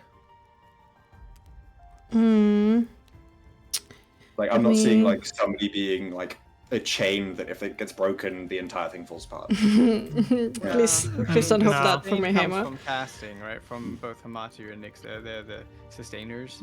Yeah, but there's so if two both of us go down, then Yeah. that's a big problem. Well, yeah, the same as like if Illyria and Jivkos go down. You just can still heal. Not much, but I can. Yeah. Yeah. Yeah. In a pinch. I could invest in some fucking healing, so I've not actually been using my spells much. That could be a really True. good idea. It's true. Even if it's just like, even if it's just healing word. The spells you have usually end up with you end up with concentration, which means that Yeah. then you're tied to use more of them. No, I mean, only 2 of them? No, 3 of them are. Healing word Yeah. will probably be a good idea to somehow Yeah. use your bonus action. Yeah, I think so. Yeah, the classic one of the people go down and just instantly have a healing word on Yeah. everyone, so it's nice. Yeah. Plus, if I can heal myself, it's better, because all of your healing is halved. Yep, it is. Yeah. But I need to toss you in the lava to actually kill you, so you know. Yeah, well, even then I'm not killed if somebody comes fish me out, but then I just get fished out. It's a give and take. Yeah. I think I'm really tempted to invest in a 3rd level spell slot, even if I don't have any 3rd level spells. Yeah, you can upcast. Yeah, to to upcast. Yeah. future proof, yeah. I know I can also still upcast. Yeah, you're like to take healing word and then an upcast spell slot for it, and then like another level 1 perhaps. Plus, then if I then run out of my I have 1 second level spell slot. If I then run out of it, it doesn't mean that I'm then cut off from any spells. I can still cast all of mine. I just can't upcast, which is fine. Yeah, yeah, for sure. For sure. I'm sure you could throw a concentration check at Yukos that he'd find challenging and still be standing. Yeah. +8 to resolve, baby. Yeah, boy. Yeah, boy. Concentrated in battle.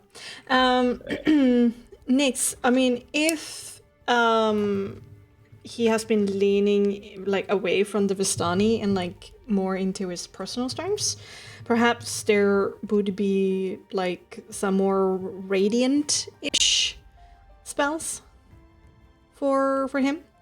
Have you considered Dawn? Or something like that?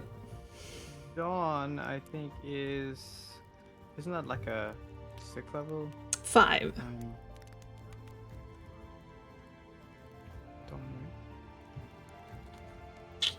Also a question, there's no cap on how many spell slots you can have on a certain level, right? There is, depending upon Yeah. which potential that you use. You do find them in spellcasting rules under Where could we find that? in the wiki. Slots, maybe? Spells. Nope. Not there. Not there. Is it under? It's under potential. There you go. Spell slot limitation. Under potential. Ah, there. Yes, that's. Far near that at the bottom, yeah. The issue with Dawn. Okay, is nice. That, Okay. Yeah. Maybe I'll just hit that limit then. Yeah. And then like going forward, like for example, let's say you're major spellcasting for 10 levels and you maxed out, let's say, your 7th slot, right? If you go over to moderate, you can't use then. If you're at 2 7th level spells, you cannot use moderate to push that up to 3, Yes. right? Yeah. I yeah, took so- a moderate level, so I can Yeah. get to my moderate cap. Yes, indeed. Yeah. Okay, nice. Yes, the problem with Dawn. that you can't define who gets hurt by it. I see. That I know sunlight is very good though against vampires. Then peace. Greater restoration. Soul aspect binding. We kind of know where to get like free greater resto. It's true. It's true. Legend Is it lore the would be fountain? interesting with like the Taraka angle. Will it though? I mean, from a perspective of using spell slots for. I also feel like, going into the big battle. So. I guess it could be helpful still. Flame strike. If Flame Strike's the AoE, isn't it? Yeah.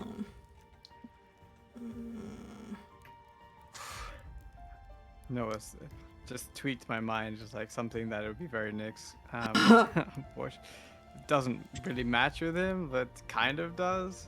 It is Dance Macabre. Oh yeah. Oh no!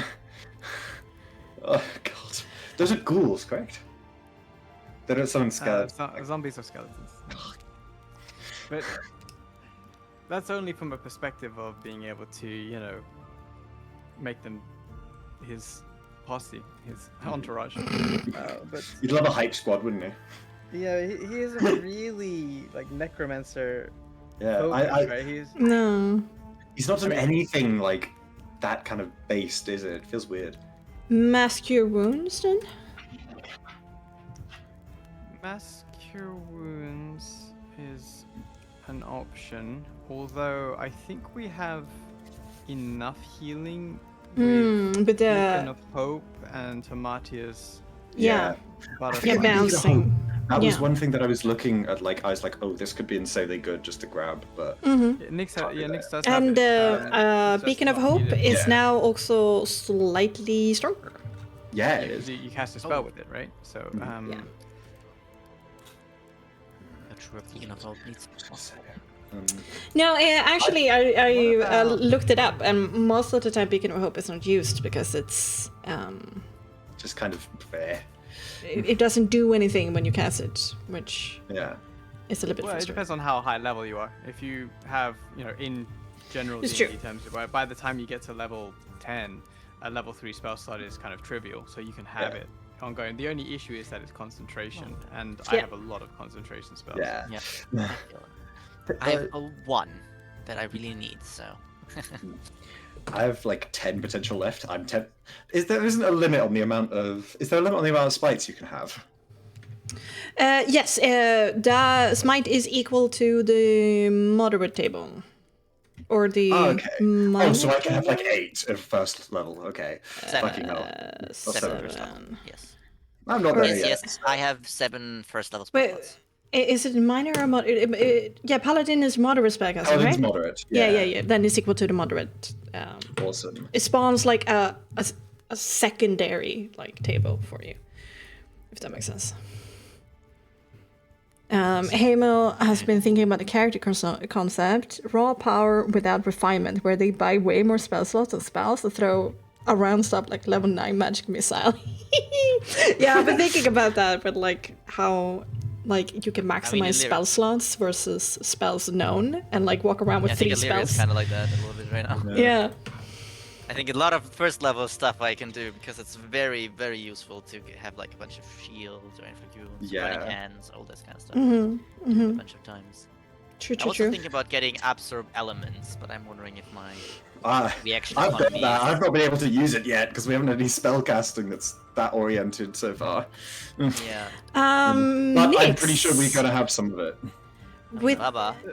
I don't know if it's a- Adrian, with the amount of like sanctuaries. No. What is it called? Like you tie yourself. Warding bonds. You've been casting. What about Death Ward? Ooh. Death Ward is Oh, thank you, Neil. possible, but he also has Revivify, so it's like Hmm. Well, in the same. fight allows them to like get another round usually. If Yeah. depends on the action economy obviously, but yeah. Hmm. Initiative. Then Well, otherwise, I mean, yeah. there is an idea here, and maybe it's a bug in the system, and kind of it's very thematic for Nyx, but it's also it could be impractical. It could be not the right approach, but Hallow is a 5th level spell that allows you. It's a very long casting time, but the area lasts until dispelled, and also can emit daylight. Like, you're happy with that? I can't enter it. You can't enter daylight. No, I can't enter it because it says first celestials, elementals, fae, fiends, and undead can't enter the area. Yep. You can be in the area. I just can't. If I leave, I can't come back. Yeah. Yes. I guess also. I also Spark can assume that never it's like a enter thing of it. I assume that if you are in it already, then you stay in it because it says you can't enter specifically. But if I leave, I can't come back. I assume that's reading Yeah. it. Yeah. Yeah. It also says you can include one or more of these types of creatures from this effect. Oh, So you it can. includes- Yeah, but excluding undead would exclude like vampires and. Not good. What Also, about Starlight doesn't do shit to me. what Starlight. about like the smaller version of like Hallow, which is a version of soul aspects? Huh? Yeah, I mean, I already had that, and it didn't. Well, I tried it out, and it didn't really Do anything? work. I think it's like the pillar, right? Yeah. You create a the thing is that- cylinder. Yeah, but they could just walk out. It's like it's not Oh. a big You can deal. do like resilient fear if you don't want them to walk out. Yeah, but then I have to like coordinate because they're both concentrations. So, I think I should try. It's just like to like I honestly protect. think Hallowed would actually be really fucking good and really fucking cool, but it's just 24 hours. Yeah, we just like 24-hour march our way from Squall Manor to Castle Ravenloft, casting daylight the whole way, and then. I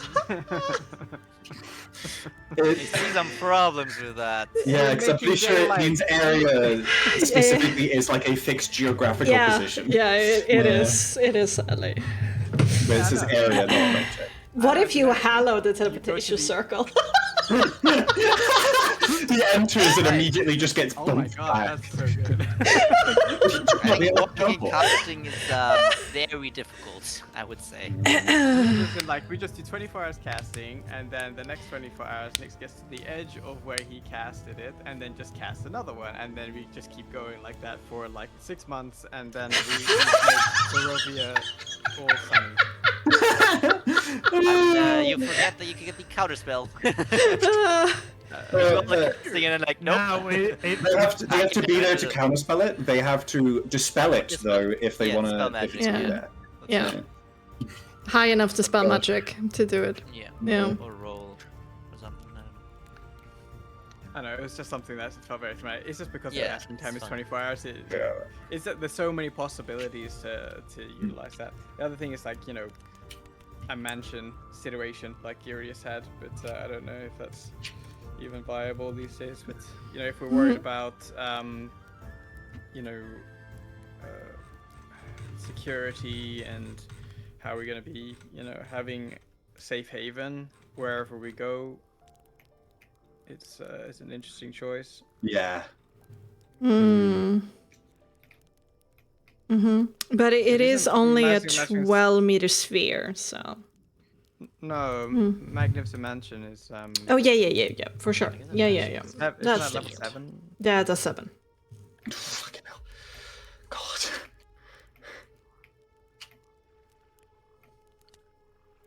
It's Yeah. also about scrying. There's so many cool things. Yeah, That's the thing with spellcasting. Trying You to got pick so which many. one. I think it's I can only go to level 5 if I choose UA. Mm-hmm. If I choose an Artistry, I can't because I just won't have the value. So I think I'm gravitating towards UA anyway. It's just like under what pretense? Like, do we need like? I mean, Nix doesn't want to. I personally don't want to encroach on Cookie's conjure elemental situation. If that's what he's going down, because I know he's an insect plague, but I don't know if he's going to do elemental, which seems very thematic for Yeah. For the specific stuff as well. Just sort Yeah, of, the druid subclass is the summoner, so indeed. Verhet. What about soul aspect binding? Not I'm concentration. Literally just looking at that. It's kind of pretty nice, yeah.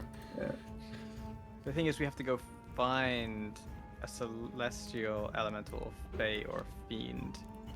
Ooh, it's not undead. Ooh. Oh, is there not undead in that? Who Interesting. knows one of those? Points Other at than my you. dead father, obviously. Well, St. Markovia's dead body? Rin. Let's go Rin, I guess. The honest. elementals. We're trying to free the elementals. I think I know a fiend. A fiend. A fiendish person or a fiend? No. I don't think that's A possible. hag is a Fae. Yeah. Yeah, That's it's a true, hag, yeah. it's a fae. I mean, you can yeah. go up to Wukon. No, Wukon is not fae. It's I have to fae cast it maggot. for an hour though, and they have to be cool with me casting it for an hour. That's true. That's true. Well, Well, Or we just like we'll start. make them cool. Nix gets subtle spell, and then sneaks up in the dead of night with invisibility, and subtle spell casts next to Wukong and binds yeah, sadly, the only problem is that Wukon is, this one. well, I guess it's not really confirmed, but I mean, it would not work, that's sad to say. Okay. Sad to say. Yeah, because Barovia is interestingly overpopulated with undead. So it's, Yeah, well. What about then Aura of Life for necrotic damage and health point maximum can't be reduced? Also good against spawn.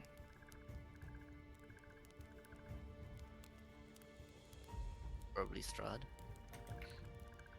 Or any No, but if vampire. we're gonna get bitten by like vampire thralls, they will reduce maximum. Yeah. Yeah. I'm sure any vampire can reduce maximum. Yeah. Private sanctum. Is that the tiny hut equivalent? Private sanctum. Yeah. I think so. And it's soul consumption. So expensive. I remember, but the soul consumption has been lowered. Cost. But it's also. Yeah. Sure. Protection from arcane basically gives you magic resistance that certain creatures have. Yanti. Just gives you advantage to saving throws from spells and magical effects. And if you succeed, you take no damage, like the rogue ability. So it's actually stronger than insane. magic resistance. Oh my And God. it is concentration, but it's only verbal, and it's a 6-meter aura that is centered on you. Wait, so everyone else gets it? Yeah, in a 6-meter radius Oh, around fuck. the person, everybody would That's get insane against a spellcaster. an which is like a lot. improved magic resistance. It's really good for it's a valid choice. It's the only thing is like it's concentration. Mm. But if Yeah. Phoenix takes subtle I remember, spell yeah. and It's not concentration, it's way too strong. Yeah. if Nyx takes subtle spell, like it's a verbal component, it just happens. Yeah. There's nothing that can be prevented for Mhm. the spell to go off. Nobody can And this is counterspell like it. yeah, exactly. So Hey, magic. actually, Tree Stride would be. Oh, Tree Stride. Oh my I god. know, Oh, no, Tree it's Stride would be 200 meters. amazing. Yeah, I That's forget it's not like. That's the cheaper It's not. version Yeah, of it's what, cheaper version. Yeah. Travel by plants or whatever. it's Yeah. called. Indeed. I just remember somebody doing that at some point. It was insane. It's very druid though. I had it on my druid, and in a land full of trees is great. But And it doesn't. Mhm. Sapling to sapling. Mhm. No, I definitely believe in Aura of Life or protection from arcane. protection from arcane does seem pretty jazzy, really.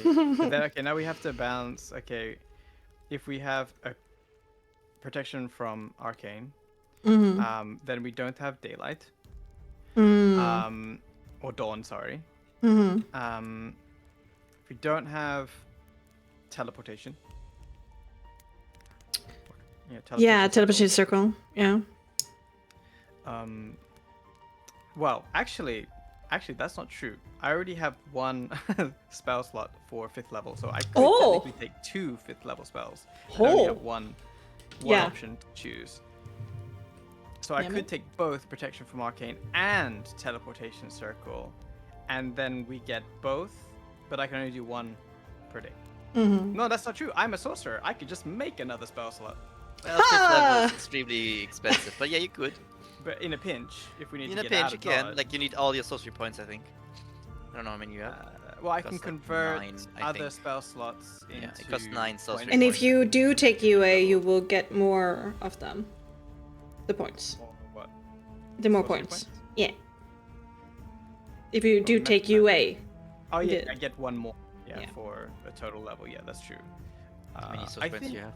that's a valid choice, guys. I think teleportation circle, because Nyx has been studying it for a long time, and this Yeah. protection from magic. He's been studying magic, and he's been protecting you guys for a long time. So I Yeah, think- protective pumps, in a stronger way.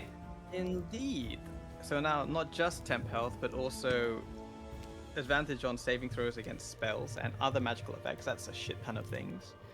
And if you and succeed, you don't take any damage. that is like magical evasion fuckery. Yeah, I'm sold on those That's two that's guys pretty crazy powerful.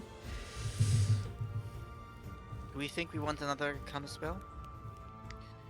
good. Well, Nyx already has it, so you can't really take it again. It's just locked in his evil side. Other, yeah. Yeah, well, I'm asking. I guess are we good enough with EVs having counter spell I and think- Nyx on the side? I think how much you can take it to. I think.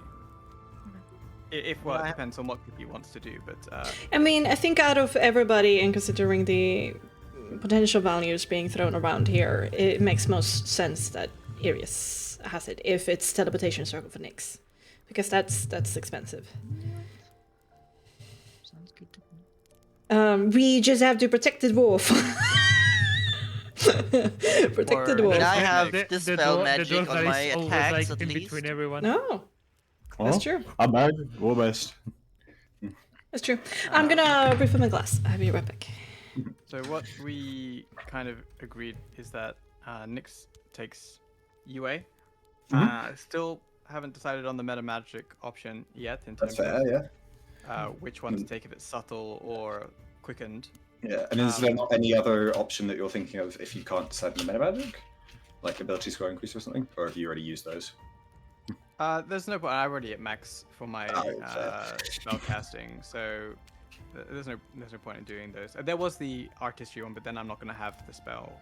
Yeah. potency. So And the potency, I think, is more useful than actually the like class thing, isn't it? Currently, probably. I don't have any relevant, really class things that will do any sort of beneficial things right now. So what we decided on is Nyx takes level 10 UA. And no spell slots, but spends on 2 spells. One being teleportation circle, Oh yes. and the other one protection from arcane. Oh yeah, the one that gives you and everyone in aura thingies against magic. That could be advantage on magic, insane against and Father. it's basically evasion on magic damage as well. So you get no damage. So advantage on the rolls, and if you succeed, then you take no damage. Is pretty strong. That could be mad against Father. It's just concentration. Yeah. So Mhm. yeah, meta. I've gone for a 3rd level spell slot. There- I'm not gonna lie, is there only like also- 2 of my things upcast well, and that is Healing Word and Absorb Elements, and they don't upcast that well.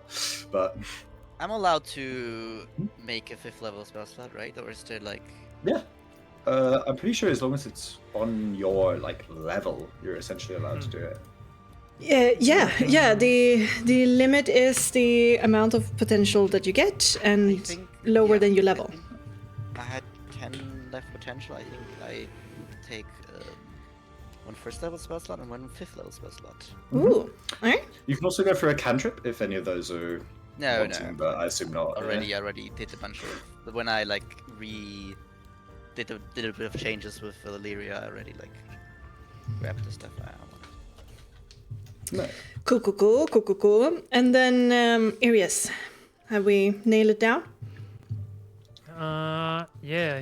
Evocation? I think Iris will go with evocation, getting empowered for the extra damage. And then take a counter spell, and then get a 4th level spell and a 3rd level spell slot. Nice. Like, Very nice. Like For all more those around. storm spheres and yeah. bolt of lightning. Reserving that 6th left spell slot only for Chenlai. It's a once in a moment. Fair. That's the only part. Okay, and Jivkos, you get the aura. Yeah, and then I've also given myself a 3rd level spell slot, but no spell. I think it was, I used 10 on Smite, and then 10 on Healing Word. So Gotcha. all my potential, got my healing, got the new aura. Yeah. Okay, cool, all right. And then with bated breath, Martia is keeping her cards close to her chest of what she's choosing tonight. Yeah. Ooh, can't be frightened or charmed. Okay. I can't be while I'm conscious at all, Woo! just because of it. Yeah. Any racial things that happen at level 10 for anyone? Let me check actually. Ooh. Oh, true. Yeah, it might be some magic shit for tieflings, right? Or? Maybe. Just looking. 5th is. I don't think it's anything for half elves. Yeah. It's nothing for me, that's for sure. Your It stopped. racial stats are already off the charts, okay? But I spent 4 levels on them, so I feel Yeah, like that's well, kind of, It's fair equatable. now. It's fair now. What is it? No, Pretty it's a correct. very fair creation, and I think it's awesome, and I'm really thankful you did it because it's so cool. Oh, thank you. I'm glad you like it. I like it too. In my case, it's just I get 1 extra max HP. Pretty much. Oh, Ah, yeah, you got that. yeah, dwarven toughness. I spent a level on getting +2 every level. Do. I'm even more tanky. Now the tiefling sub finishes his 5th. Yeah. Yeah. Okay. All right. Have you guys had your break? Refilled your glass? Gone to the toilet? Everything that you need? Yeah. I think I'm taking subtle spell over quickened. Okay. Nice. All right. Yeah. But with the bunch of like invisibility, sneaking, and stuff like that, and I the think need it's to. pretty important. Yeah. Yeah, because then just the spell happens without any sort of worry. Yeah. Plus, you have so many like bonus action things already. It's really useful. That's true. That's true. Cool. Neo, you also ready to continue? Yeah, I'm ready. Okay. Let's switch up the. HP rolls. Yeah. Make sure to. Oh yeah. Also, if you need to roll for actually like regaining HP, don't forget that. Also, Occult Student is an extra skill point one. For areas, have you counted if you get any extra skill points this level through it? Wait, do we get like accomplishment points or something? Yeah, no, whenever you gain At level? proficiency, an increase in a proficiency bonus, you gain free accomplishment points now. But Occult Student is an extra. That's why they have such low HP, because it's major spellcasting and extra skill points. Yeah. So it's like everything but HP. Kind of. So we don't gain any AP points this level. Accomplishment things. No, but areas might.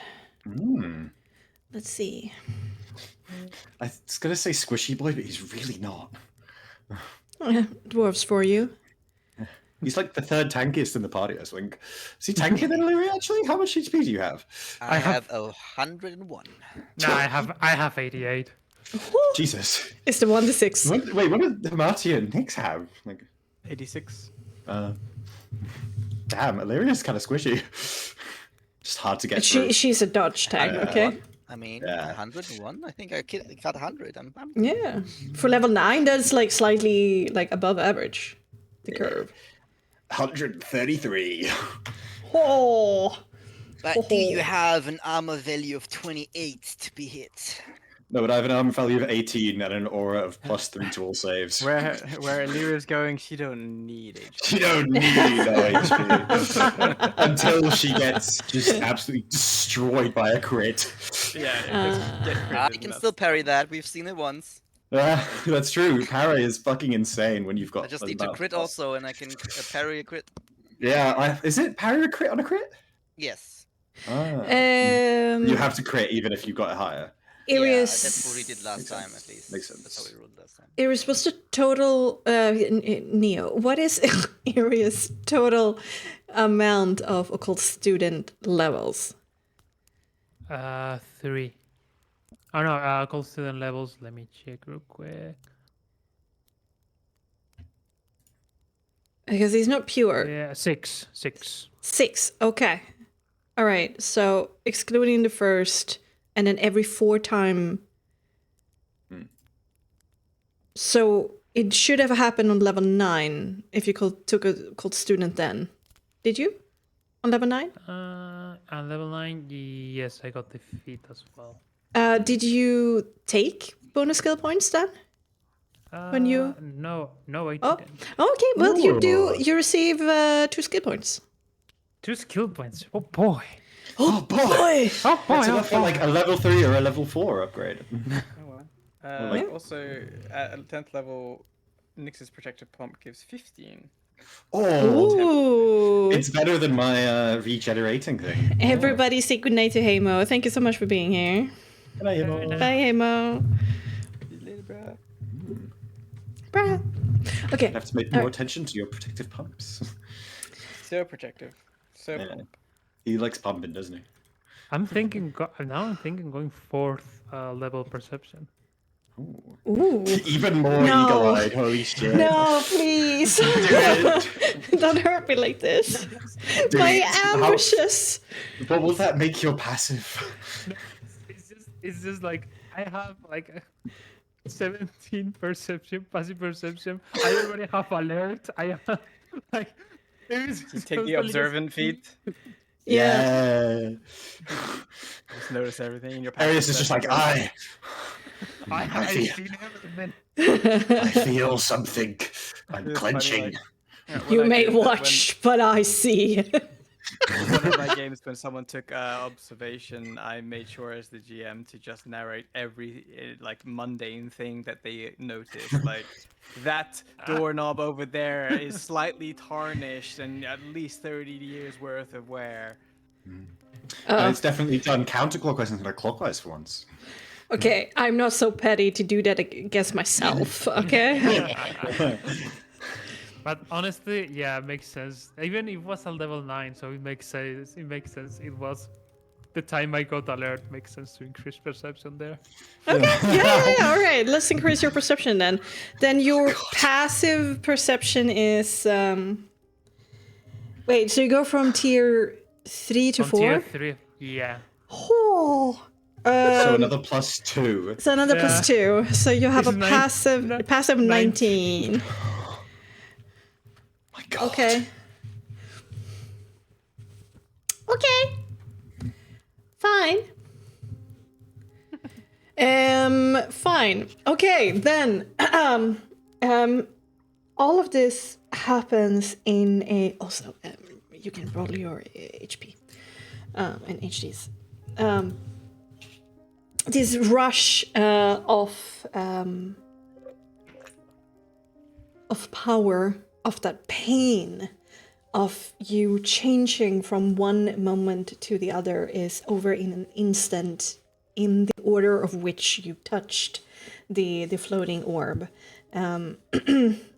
Over time, as you kind of cautiously watch those pressing mists up against the window pane, they start to abate, but it takes time for it to filter, and it's still almost like a film, which is a wall of cloud outside your window, but you start to see a little bit of the light of dawn filter through. What you want to do?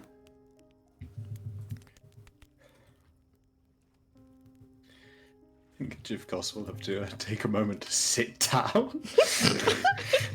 I think he needs to take a seat because he is just so excited, joyous, reverent. Too many words to describe what he's currently feeling. And his eyes glow with this sort of renewed brightness beyond the sort of normal glow. Even when he normally casts, it's like they're constantly activated in some way. I think Nix would be like, "Oh right, that's what it means," and like flip open the book to what he's been working on with the spells that has been eluding him, and begin to like sketch out and confirm the actual spells as they dawn on him. Boreas giving arcane wisdom? Unprecedented, but indeed it has happened. There are some very smart knights, I will say. Ah, that's true. Godfrey. That's true. Yeah. That's true. Martia is gonna clear her throat in a rather tense and bright tone. Was that truly the Morning Lord? Chivkos? I have no doubt.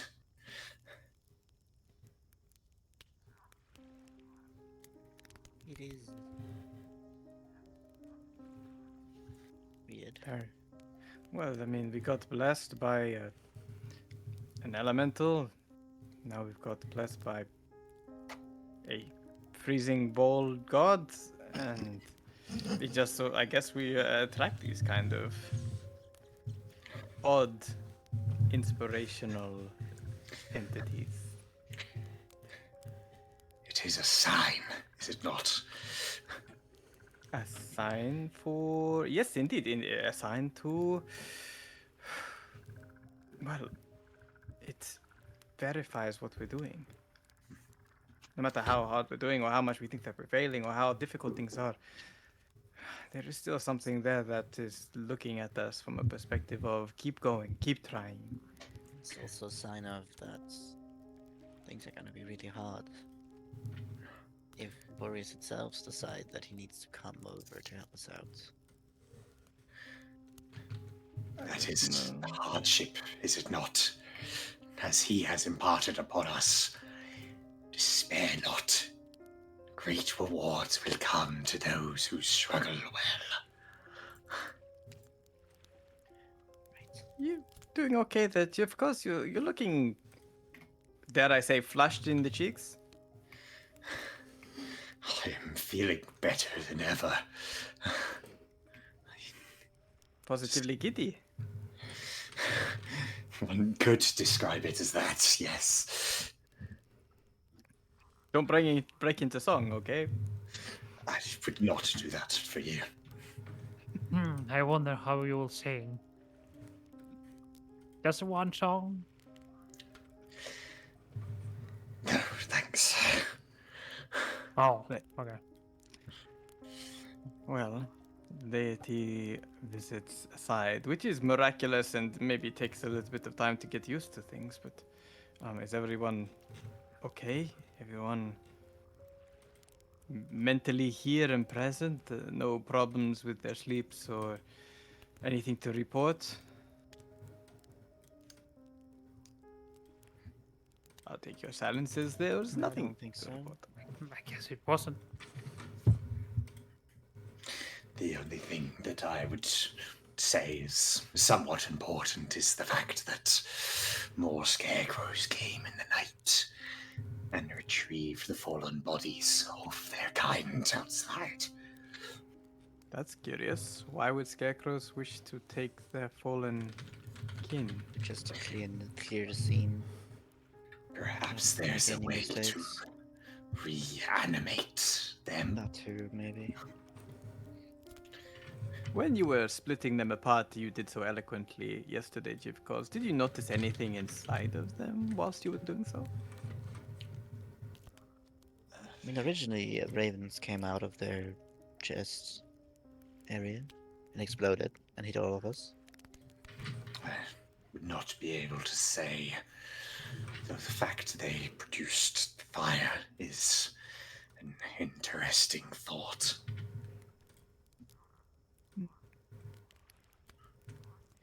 We should definitely be ready to deal with more of these.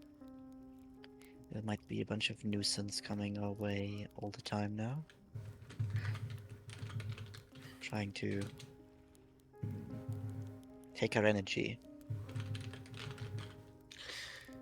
Well then, may we thank the Morning Lord that he has blessed us with more.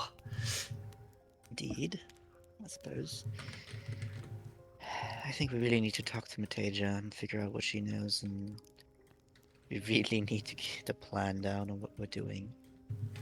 Indeed. Are we all prepared to go through and converse with her? Let's do it.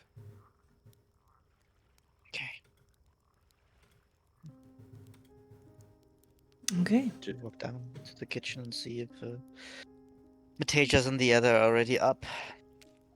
Is the fog still there, like as thick as it was before? It is filtering out, but it does take time for it to leave. It is still thicker right now than it should be, but it's going in the right direction. Away. Indeed. immediately as you leave your room behind and you kind of step out in the hallway,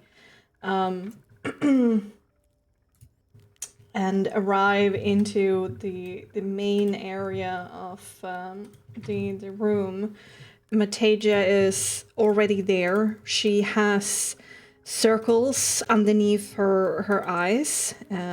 You hear movement in the kitchen, but you do not see any immediate Dana around. Mataja stands up immediately as you come in, and looks like rather like both eager and hesitant at your approach.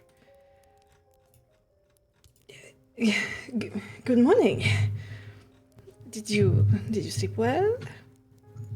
There were some sounds involved when you guys went through that.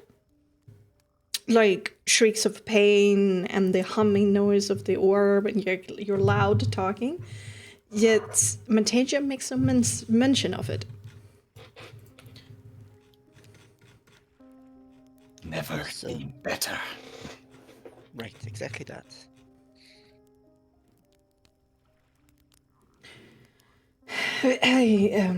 So Zhivkos, you were practically beaming this morning. Do you know something that I don't? Of course. The Morning Lord has shared his glory with us today. The Morning Lord. Yes. The Morning Lord actually interacts with you? Have you heard it? At all? Not heard. It did speak in writing, and then blessed us with its blessing and protections once more.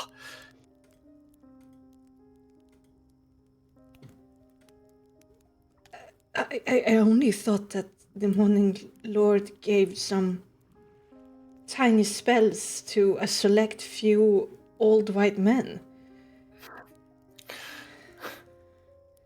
My knighthood and its capabilities is thanks to the blessing of the Morning Lord, even in our death.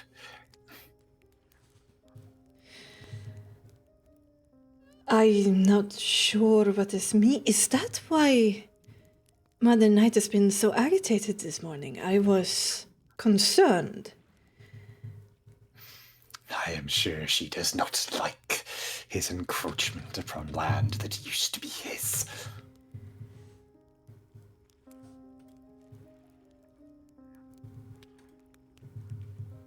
Okay, well, I guess the more the merrier. You do look slightly different. At least, mostly so, Sir Chipkas. More confident? That indeed is. My faith has never been stronger.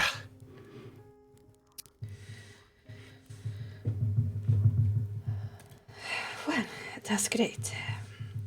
I don't know if it's faith for me, but I will say that my conviction and has never been stronger.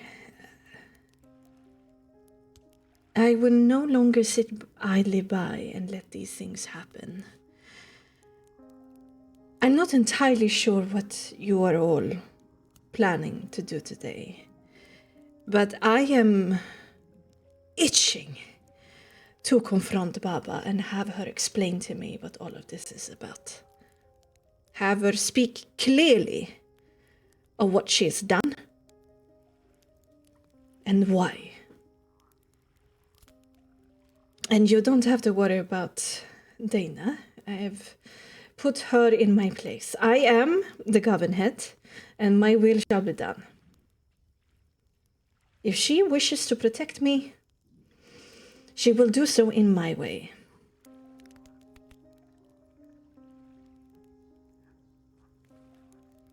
don't think that's necessarily a bad idea. Though I'm could use- sad to say that I don't have the heart to bring Mary with us. She's Yeah, no, that's... not a fighter. Not. None of you need to fight. I don't know. I hope not. But I am not completely helpless. Nor am I a burden. I might be old and slow. But I have learned a few things underneath Baba, and I can use them. So For you, where, against her, whatever is necessary. so you know where Baba is. I can contact her and ask her to meet me. But she will be close, from what I understand, to the connection to her son, from where he appears from. I don't not exactly know exactly where she is, and probably with her animated tree, but probably in the area. What do you know of her circle in the island? Interesting topic. I don't know why it matters. She guards it jealously, doesn't allow anybody to come close. It is dangerous if you remain there for some time. The waters behave strange around it, and I feel like it has some kind of connection to the intimate relationship that my mistress, Baba Lysaga, has with Mother Night. It did used to be a camp of the forest folk, so I would imagine that the connection to the land would be strong. Forest folk? It rings a faint bell, but I am not sure. Those that worshipped the elementals and inhabited this land before even my order arrived.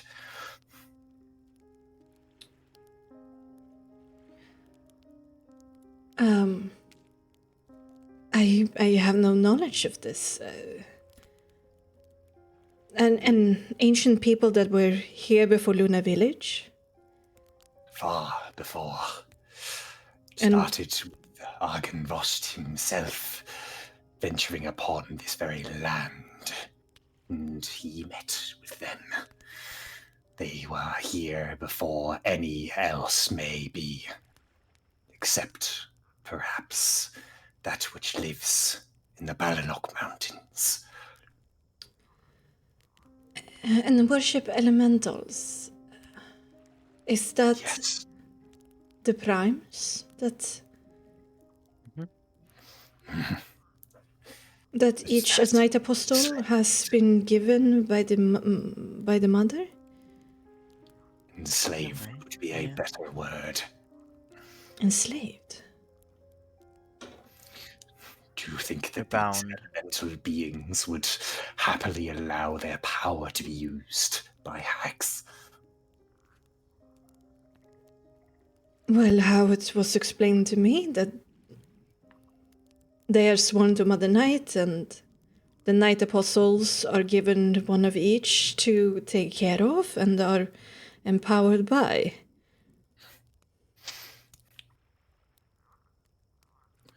But they're bound, not willing servants. Yeah, that's why there's a ritual circle for them. Perhaps that's rather ironic. In what way? I'm just thinking about the role of our acolytes, and the covens, and if everything I've been taught has been a lie and what it actually means. All of it has been keeping me up all night. Sure. By the way,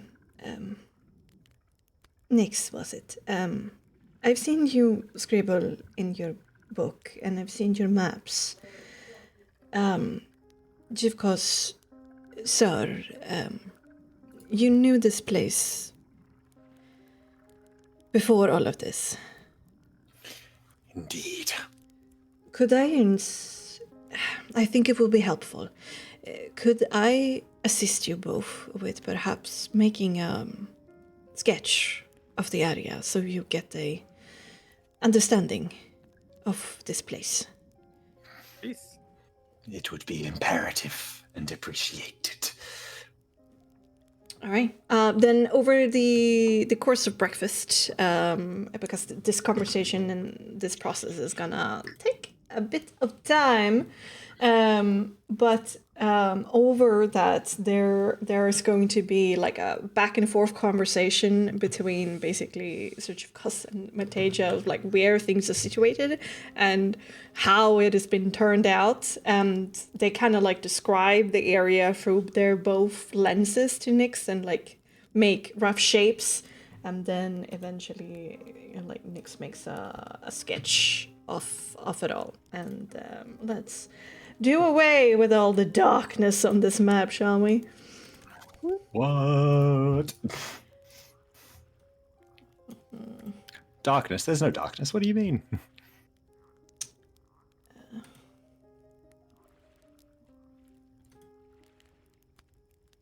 Can you just do that? Yeah. We are We don't currently see on what the you're thingy, yeah. Oh, sorry. I need to move you as well. You can't just No, hoard it fuck the jealously wall. for me. It's only for your eyes to see.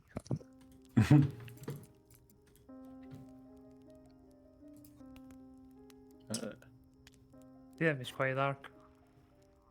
For me, it's all black. Is that just loading? So then it does that. Okay. Then we just do a huge. You do the inverse and just hide everything. Yeah, my face. Let's just reveal. Is there like a reveal? Everything? all? Is there a way to like just remove fog? But I can just do this. Just do a polygon reveal. What? Oh, Oh. just grabbing the old Perez picture to compare the two. It's quite a bleak picture. Fuck, it is. My god. This is so depressing.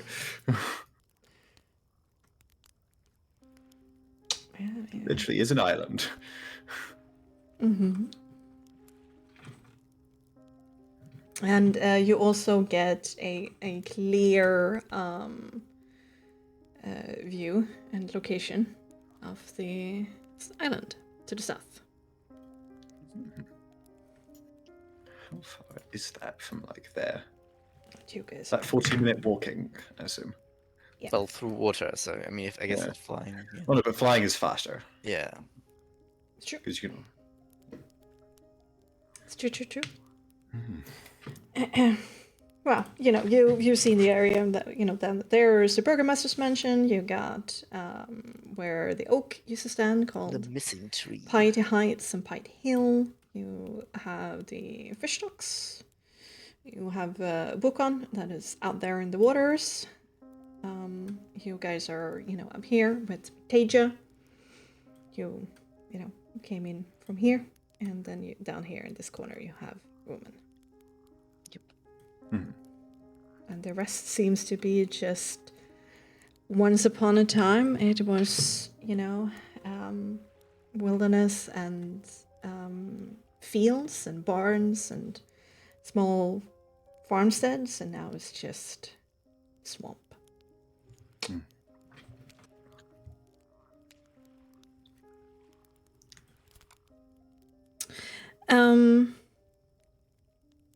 Yes. So now we have that revealed, and at the end of all of that, as you're like about to discuss the picture before you, and like there's definitely like a burning need of like what now kind of conversation. There is a shrill voice coming from outside that rings out, "Strangers approaches! Strangers approaches!" And you realize it's the doll that sits out there in the awning on a little pedestal. And whatever this is, it doesn't seem to recognize it, or who. And then there's a confident, loud yet short knock on the front door. And Matasia immediately stands up.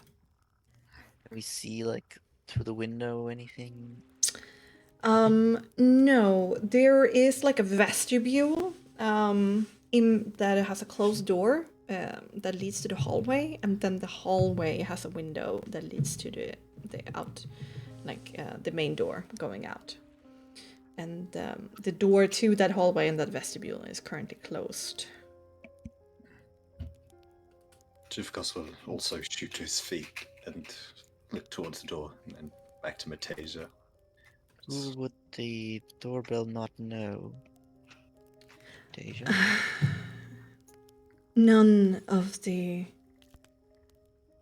covens. I made sure that it would recognize all members of the coven. Of course, Baba herself as well. So I'm not sure. A good thing, I guess. Do you wish for us to... Did we? Should not invite whatever on the other side in, definitely, just in case.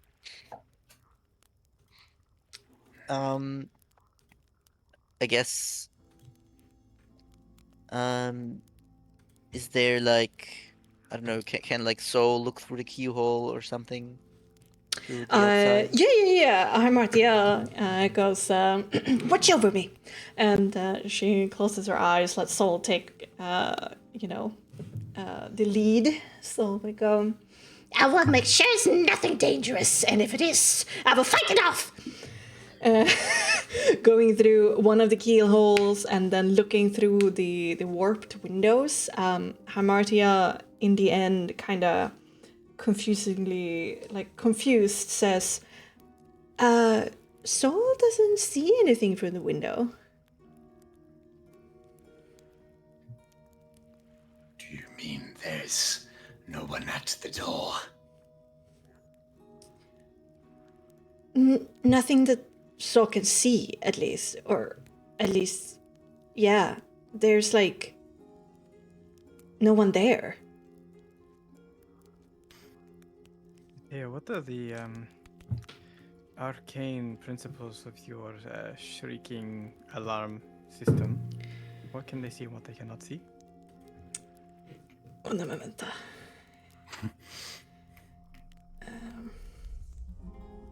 We want to get some magic detection up before we go Not sure out. if we have 10 minutes worth of waiting around. That's fair enough. I mean, if none, it seemed like they wanted to knock, so. Fine, well, I'll be over here then. It goes and sits in the corner. Bexxy, Yeah. is there any chance that since I definitely can't detect Baba, can I have swapped my tracking back to Strahd? Yeah. Can I check that? Quick. So right now. Just about right now. Okay. Strahd is not within 100 meters. Okay, that was the most imperative thing. That's fine. Okay, I don't care which direction he is right now. Okay, all right. He's not within 100 meters.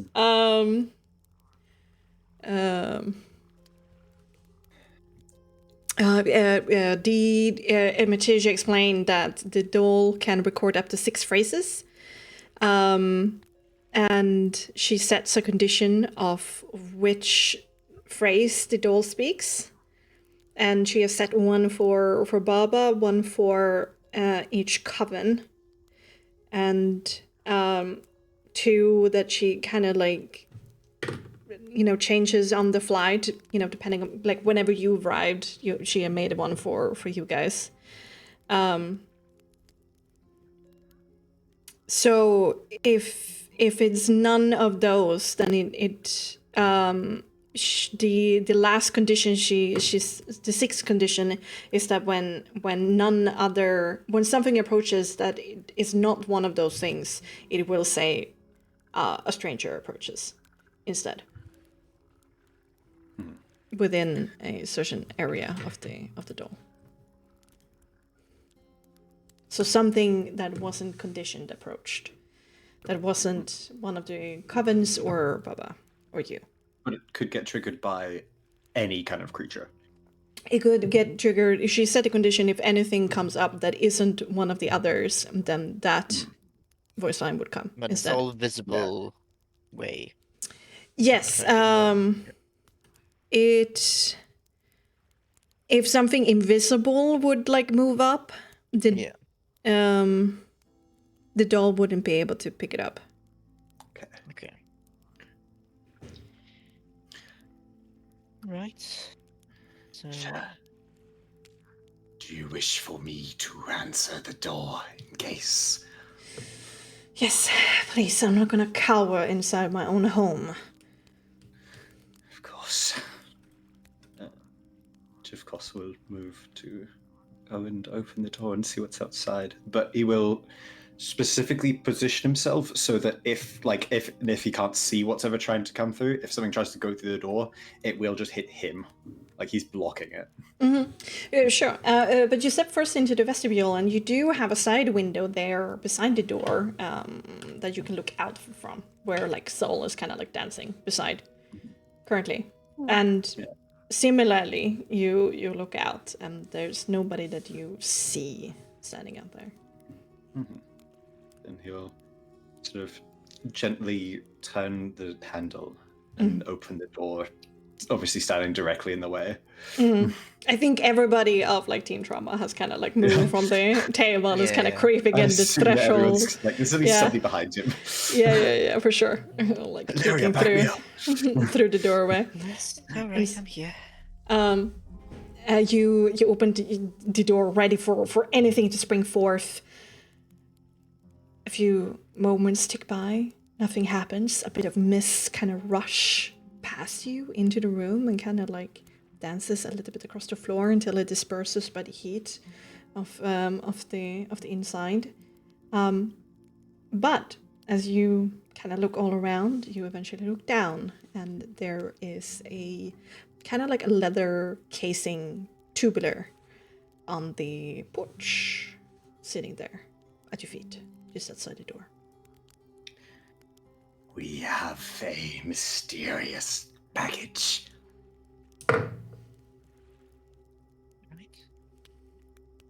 You give Something me get a just better a feeling quick about minute. this? Quick minute, just in case there's nothing spooky inside. No, yes, fair. That's fair.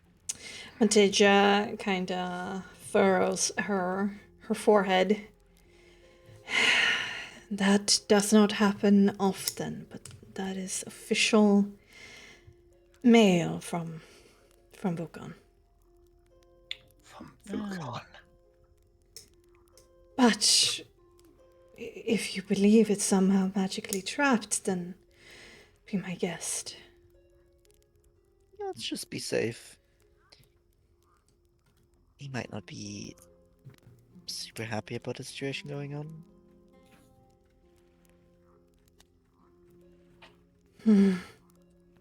Well, if what we think is true, then you did not follow through what Vulcan wanted you to do yesterday.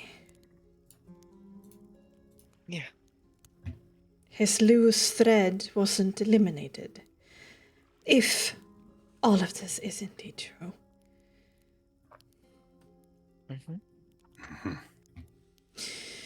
Well, next, would you please hurry up? I am very curious.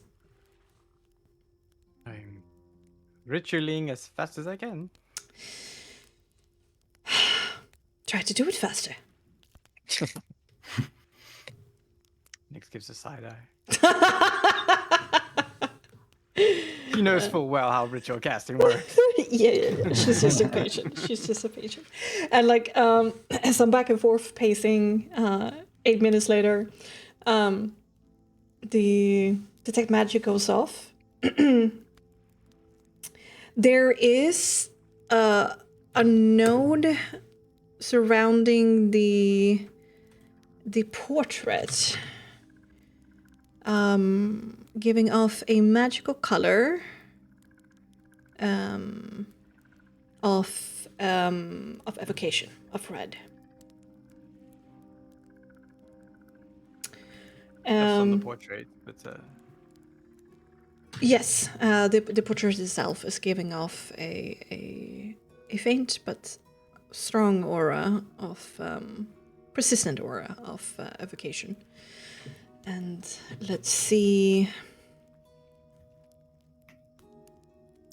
One of the various necklaces that Mataja is wearing, like she's wearing like a couple of like, you know, amber stones, river stones. There are some pearls in that as well. One of those, like one of the bigger pieces that kind of looks like a cage of like finely like crafted some kind of like metal or perhaps some wood that has been made to look like metal. There's like a cage surrounding like a soft pearlescent kind of stone that is rattling inside of there when she moves. That is giving off a gray aura as well. there's abjuration. Gray is just without school, but is a magical presence. A lot of magical items give off like a gray aura because they're not a particular school, like not a spell from a school. But if an item is able to cast like spells from a specific school, they can like take on hues of schools. But Okay, so she's yeah. wearing a magical necklace, probably of non-detection or something like that. But cool. And the portrait is like burning bright, or is it like It doesn't seem like the strongest enchantment out there, but it is not like a small one either. Like moderate. Log on. Log on? Okay. And the letter? Nothing. I look over to the letter after giving a concerned look at the portrait, or the back of the portrait, I suppose, and say, all good. At least that is. And then I look at, I guess, Hamatio and Jivkos, and then give a glance back to the portrait. Mm-hmm. You can open. No, well, at least there's no arcane trickery on it. Okay. Bend down and pick it up. Bring it inside if nobody thinks that it shouldn't be. Lay it on the table and unfold it. 'Cause it's a roll, isn't it? Yeah. Do you want to read it out? Yeah. Are you good with handwriting? Reading handwriting? It's cursive, no. Take a quick look at it and tell me what you think. Where is it? In handouts, yeah. I'm not doing that now. All right. I did, but in iron struggle. All right. Who's good at cursive? Sure. What Pepper is? I can also read it. yeah. Maybe. I mean, You read cursive? you should be able to. All right, and there you go. But you know. Okay. Dearest little sister Matasia, the investigation of Nella and Meladin's disappearance has come to a close. Their bodies, their bodies, along with an infant, have been found floating in the river. How their tragic end come to pass, we cannot be certain of. But it's clear they attempted to run away from Perez? Yes, Perez. Perez? Okay, that's how you write Perez. Yeah, okay, yeah, I knew that. With the child and sadly drowned in the process. Wenzel was the one to find their bodies, and for his diligence he has graciously been given extra lessons by Mistress Saga. What also came to light is that you, Kevin Hedmetasia, have been hiding Nella's pregnancy and child from us, from our mistress. Such disloyalty shall not be tolerated, and you are hereby ended by the mistress. Ordered. Ordered. Oh, yeah, this is sure. Ordered by the mistress to appear before her on Heidi Hill at sundown. If you fail to comply, and if you do not come alone in surrender, punishment will also be rendered under Dana and Mary. If any of the outsiders should accompany you, Mistress Baba's acceptance of their presence within her territory shall be revoked. I have sent word of these unfortunate news to Rumen as well. He has been further instructed to not render aid to you in any ways or suffer the same consequences. Should you refuse the summon, Rumen has been Informed. Informed, thank you, that any and all of that your coven lays claim to is free for the taking, for his coven without punishment rendered thereof. If you come by your own volition, no one else has to get hurt. Do the right thing. Yours ever steadfast elder, Wukon. Yay, I did it somehow. Yay, good job. That was impressive.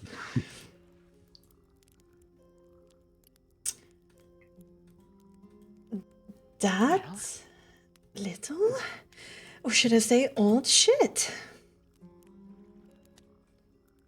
How dare he threaten me like this?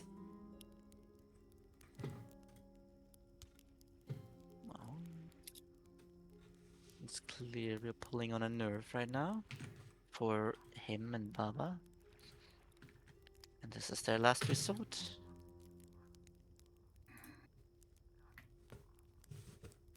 This For my an easy last solution.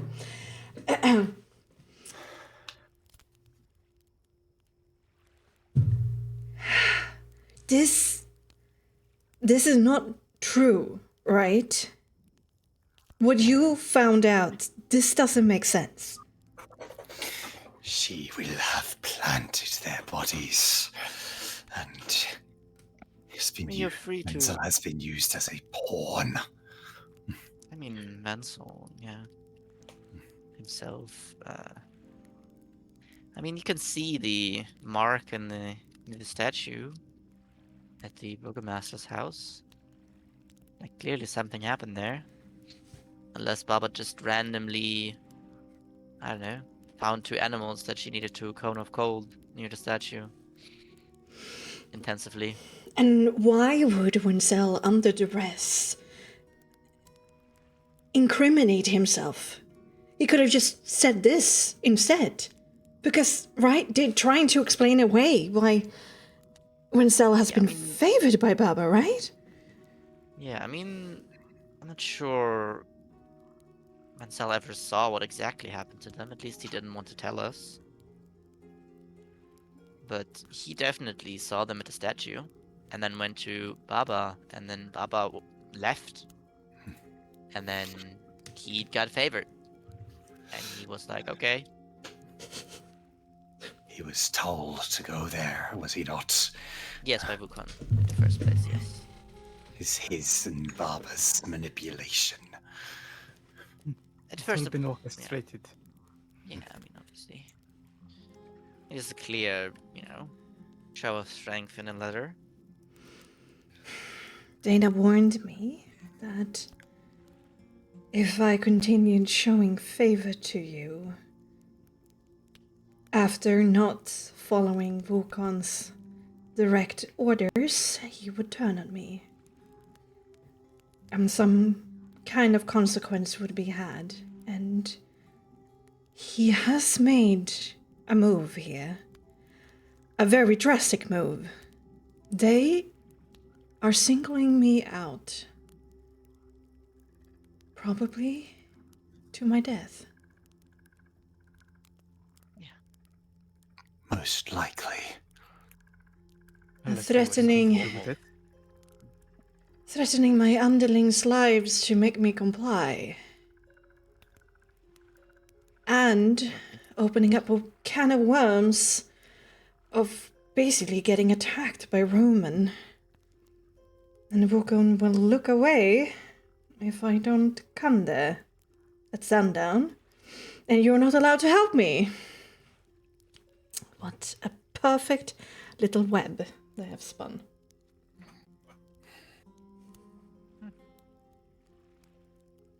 It has some holes. There's definitely something we can do. Plenty of things we can do. Trying to smooth things over, but I've clearly stepped out of line. And now they're removing this weed that I am. Yeah, you're too much of a backbone for them.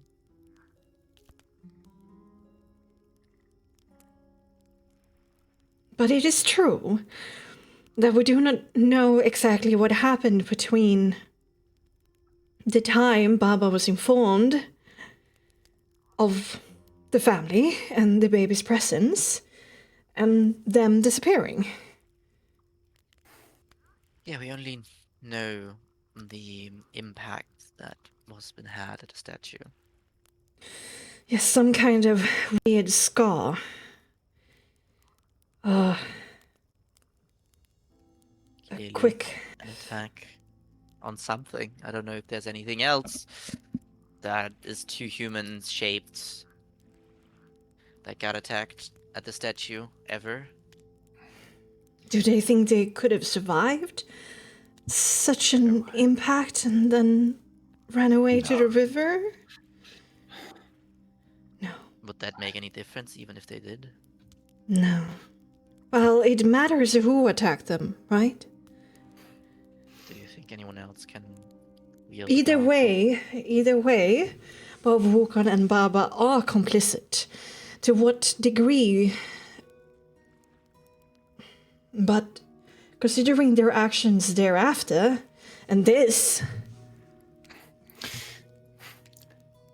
They believe you have found them out and are now getting rid of you.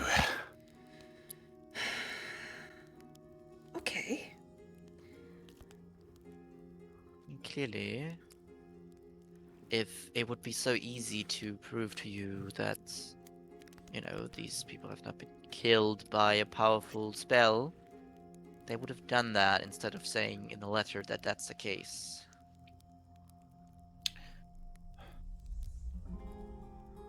Do we believe that there's a chance of Rumen being swayed?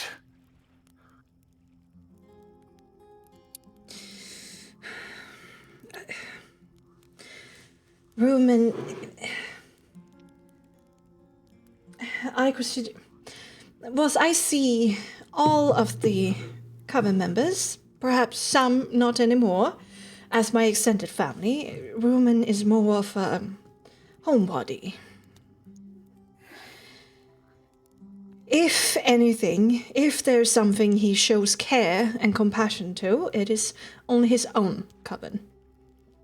He drives a hard bargain in trade and negotiations and always seeks to enrich himself, not like reach a fair conclusion. I do think that he would come for me and mine if it's fair game for him. If I'm not protected anymore.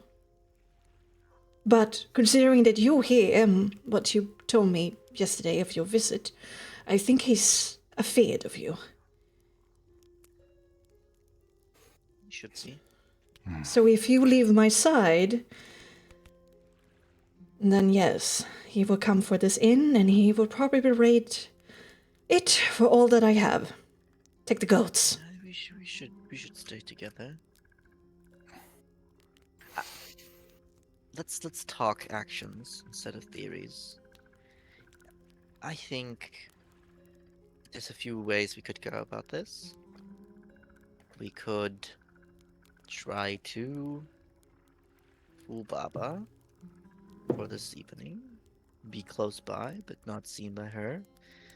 Might be difficult or impossible, but that would be one option. The other option would be using the daylight that we have to annoy her enough to act early, like going to the circle or finding wherever she's at. These kinds of things could also be an option. Are you aware of how much, awareness Baba has of those within her walls? Sure, yeah, I mean, obviously. I mean, I'm just not saying it's gonna be... We don't really know, like, to what extent she will know.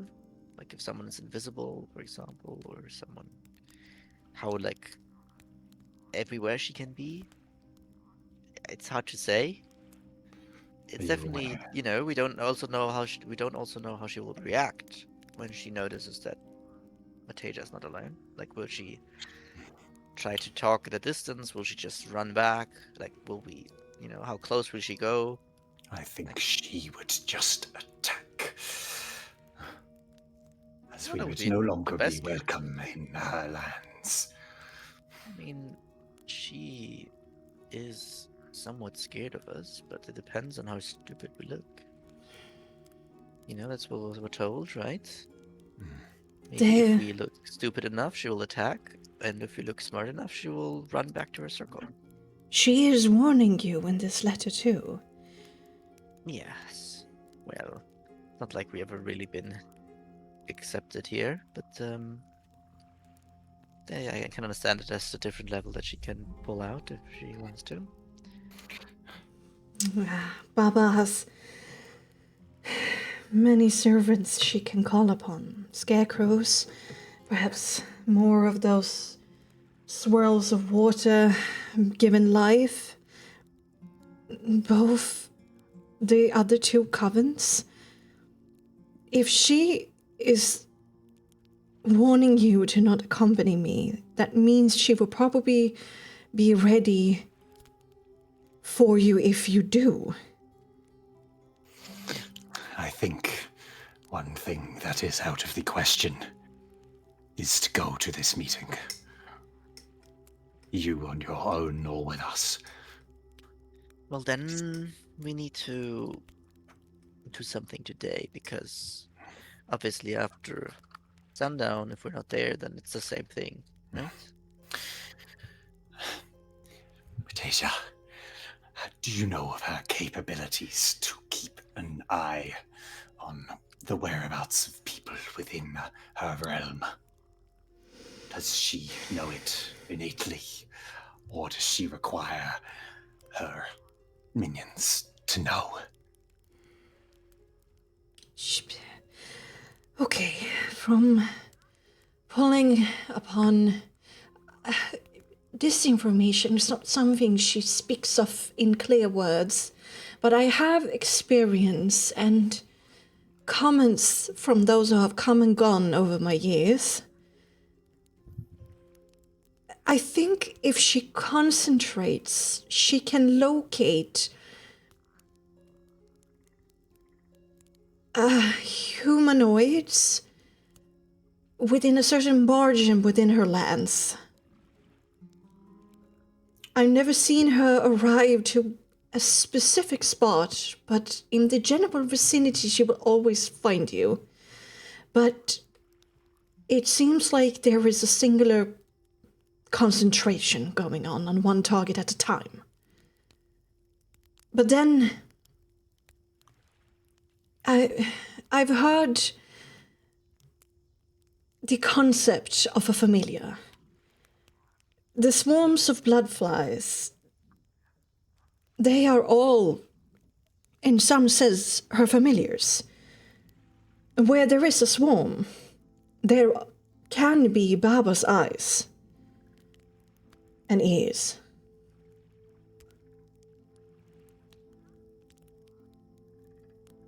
But there is a way to go undetected then, if she is not just the ground, as she claims.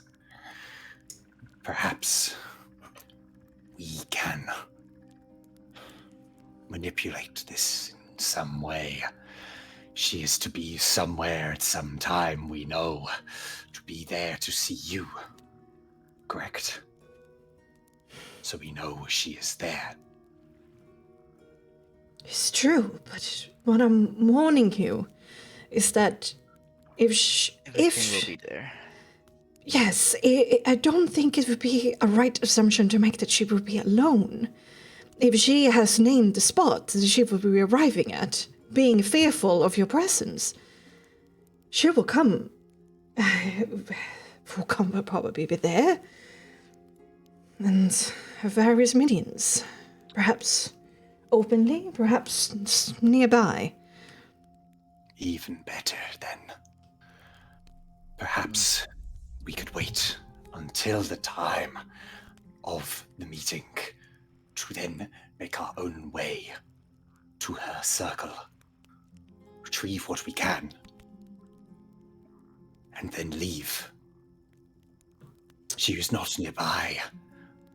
Neither, as you say, would be the majority of her minions. If we can get to a place outside of where she may detect us, and then make our way there, while we know she is waiting for you, the circle be unguarded. Chief Cause, the last time we visited the circle, I received the same vision that I did at Jester Hill. It just changed which stone I had in hand and from which witch I approached. What are we able to accomplish at the circle at this time? Is it just to draw Baba there to change where we fight her? Because I don't know what we would achieve there. I am hoping that perhaps my Lord Skull would be there. And once there, we may perhaps retrieve what you require. Well, what I require, most importantly right now, is Baba's toe and tongue and hair, if you can get it for me. I don't think the skull's gonna be at the circle. I think it is going to be near the teleportation circle. Where do you think that is? Well, Metasia, do you know where that is? I do. I have assisted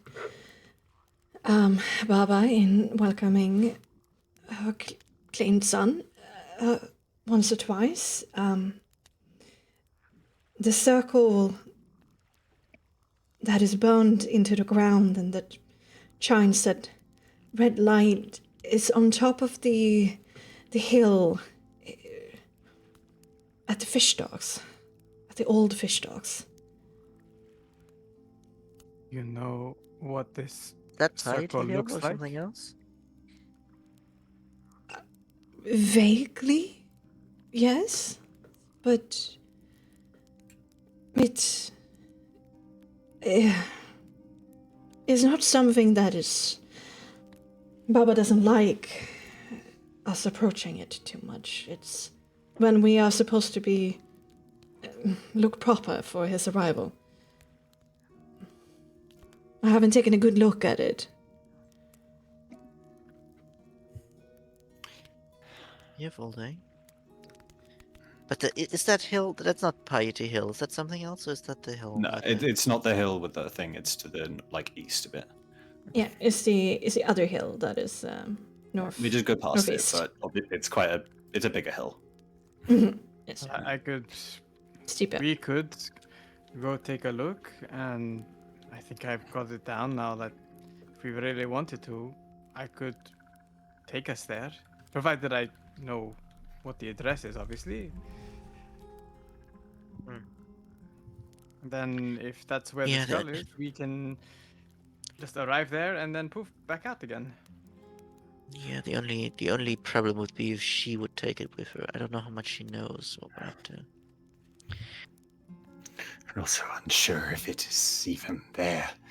Is there any form of structure of beyond a clearing there? No, it's just a steep, highly overgrown cliff hill. There is some vegetation cleared at the apex, for which this arcane circle has been burned into the ground. There is one or two smaller footpaths that lead up and down, but they're seldomly used, so they are faint. And do you know whether they lead to anything beyond paths? Well, one path is on the eastern side, there's one on the western side, and they both connect to the old road. Have you seen, upon any chance of a doubt, the possibility of a skull of an ancient dragon?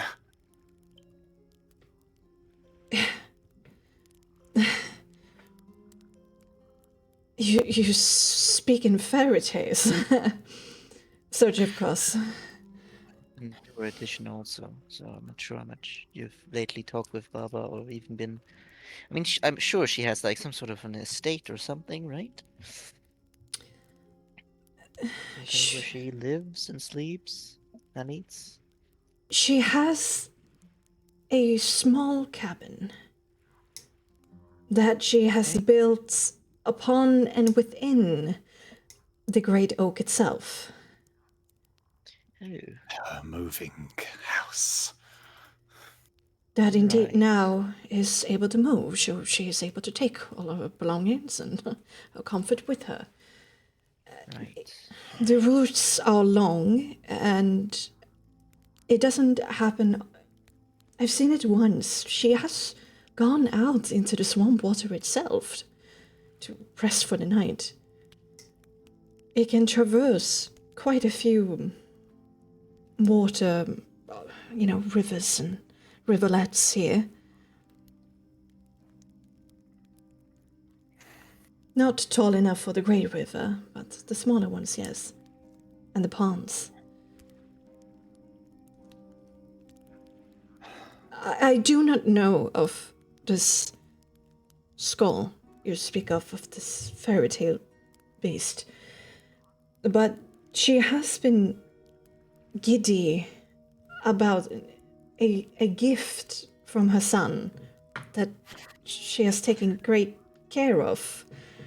And that's that, yes. Do you wish to know what exactly that is? I am curious, but I don't think that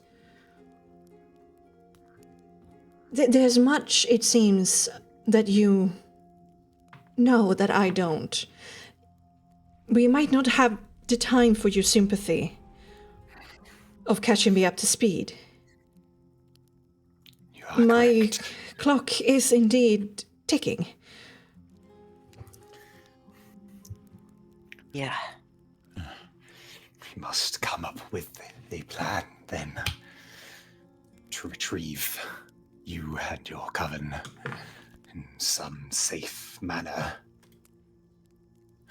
That gift item.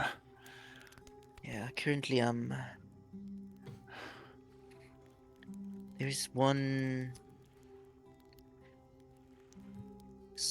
option maybe also.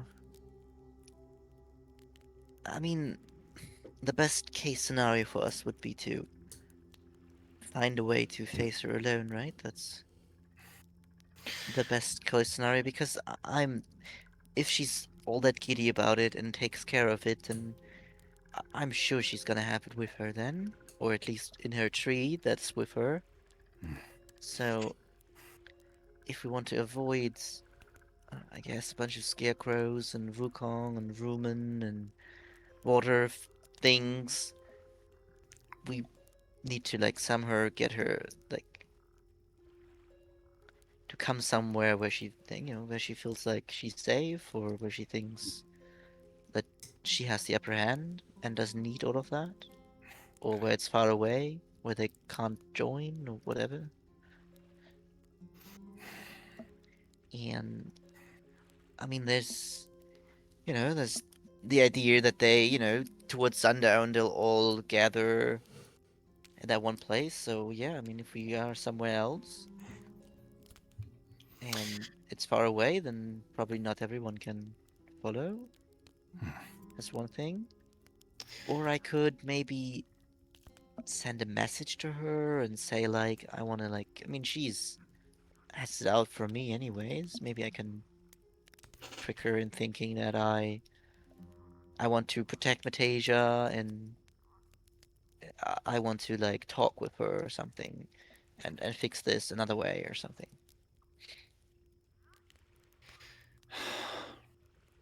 That's A also an way option. to lure her out.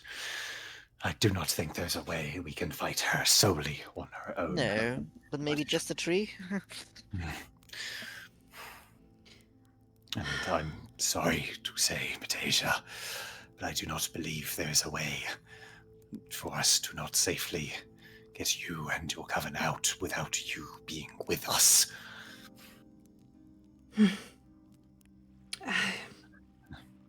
I am very much in your debt by now, and you seem experienced with things in this nature.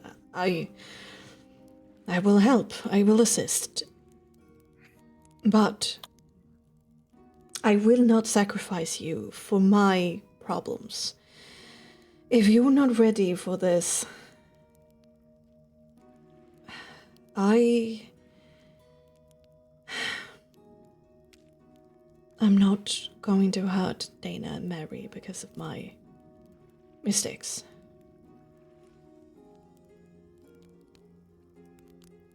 That is what they want you to feel.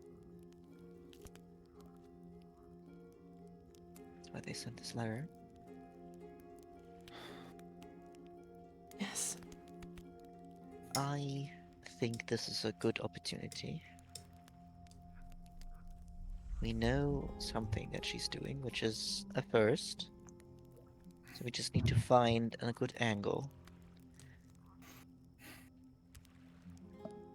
I mean, Wukon and Rumen and the others, they can probably not travel as fast or well over swamps or and the like, right?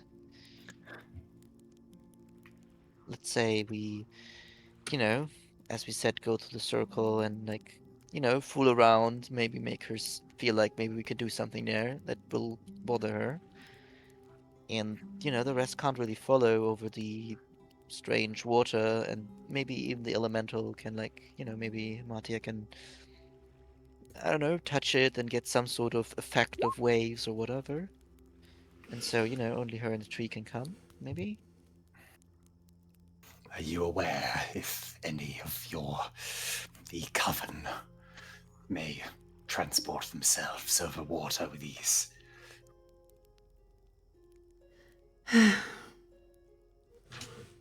Yes.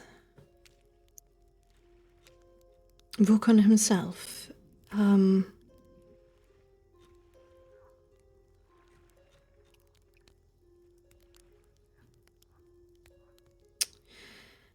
He is, as I said, a skilled alchemist. I've seen him develop a potion that can turn him into water itself. Alright. Well, unfortunate. I guess he wouldn't be allowed at the circle, but I assume Baba will make an exception in that case. And woman has over time developed a spell which she is able to walk on it. But it is just the two of them. Indeed. I don't think Vulcan would give out such precious potions to anybody else than himself. They are difficult to make.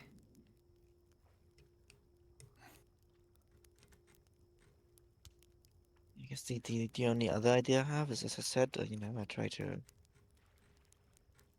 send her a message and be like, hey, I want to make this right. I don't want Metasia to get hurt because of this. We need to make a deal or something. Make her feel like she has the upper hand and doesn't need all the backup, but I don't know if we can make her feel that way necessarily. It would be nice.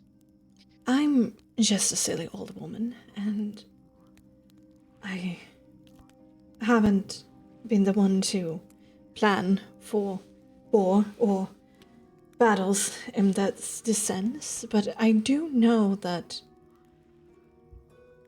Baba has invested a lot of time into Vulcan, and clearly they are thick as thieves. If it's true, Risani, that you're so gifted that you're able to make these teleportation circles yourself, if we're able to surprise perhaps Vulcan in his home, anger Mr. Baba by removing him from the board, then Vulcan's coven will be broken, and then rush to the teleportation circle and perhaps teleport somewhere else. Or perhaps the stilted cabin out in the waters with a singular walkway there would funnel them to us.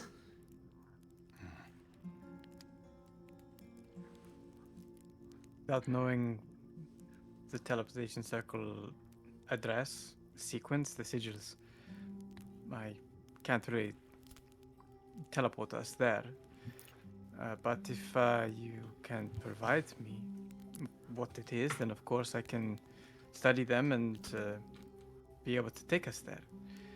I can also use, if you're saying that the circles that are on the ground have stayed there permanently, well, then I can use those too.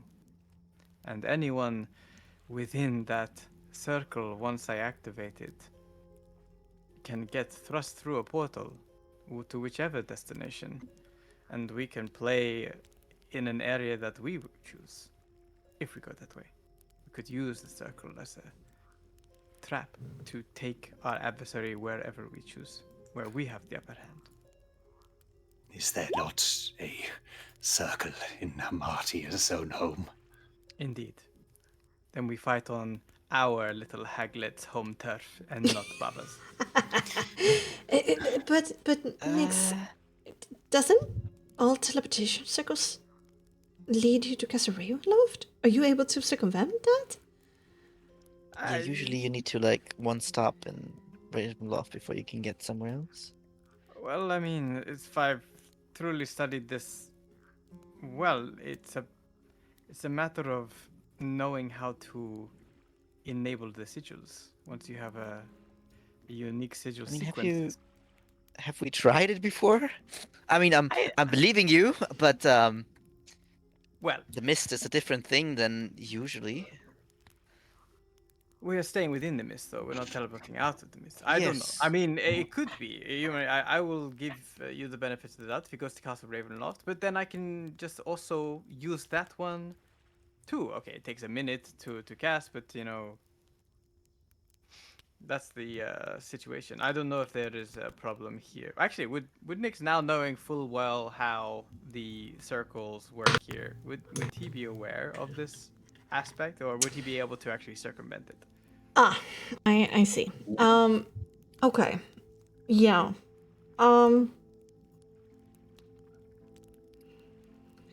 Yes, there are permanent teleportation circles seemingly spread throughout Barovia, and they, as you studied them, they're not as complex as normal ones because they only, have a singular direction that they go in, right?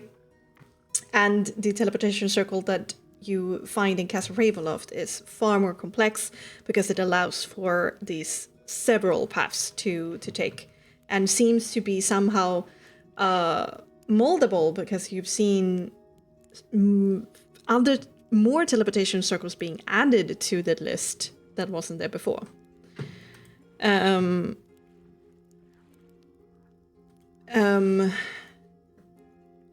There seems to be a strong pull of teleportation circles to lead to Castle Ravenloft, but if you make it and make it individual, so you don't make it this, Pseudo-circle. Yes, pseudo circle indeed.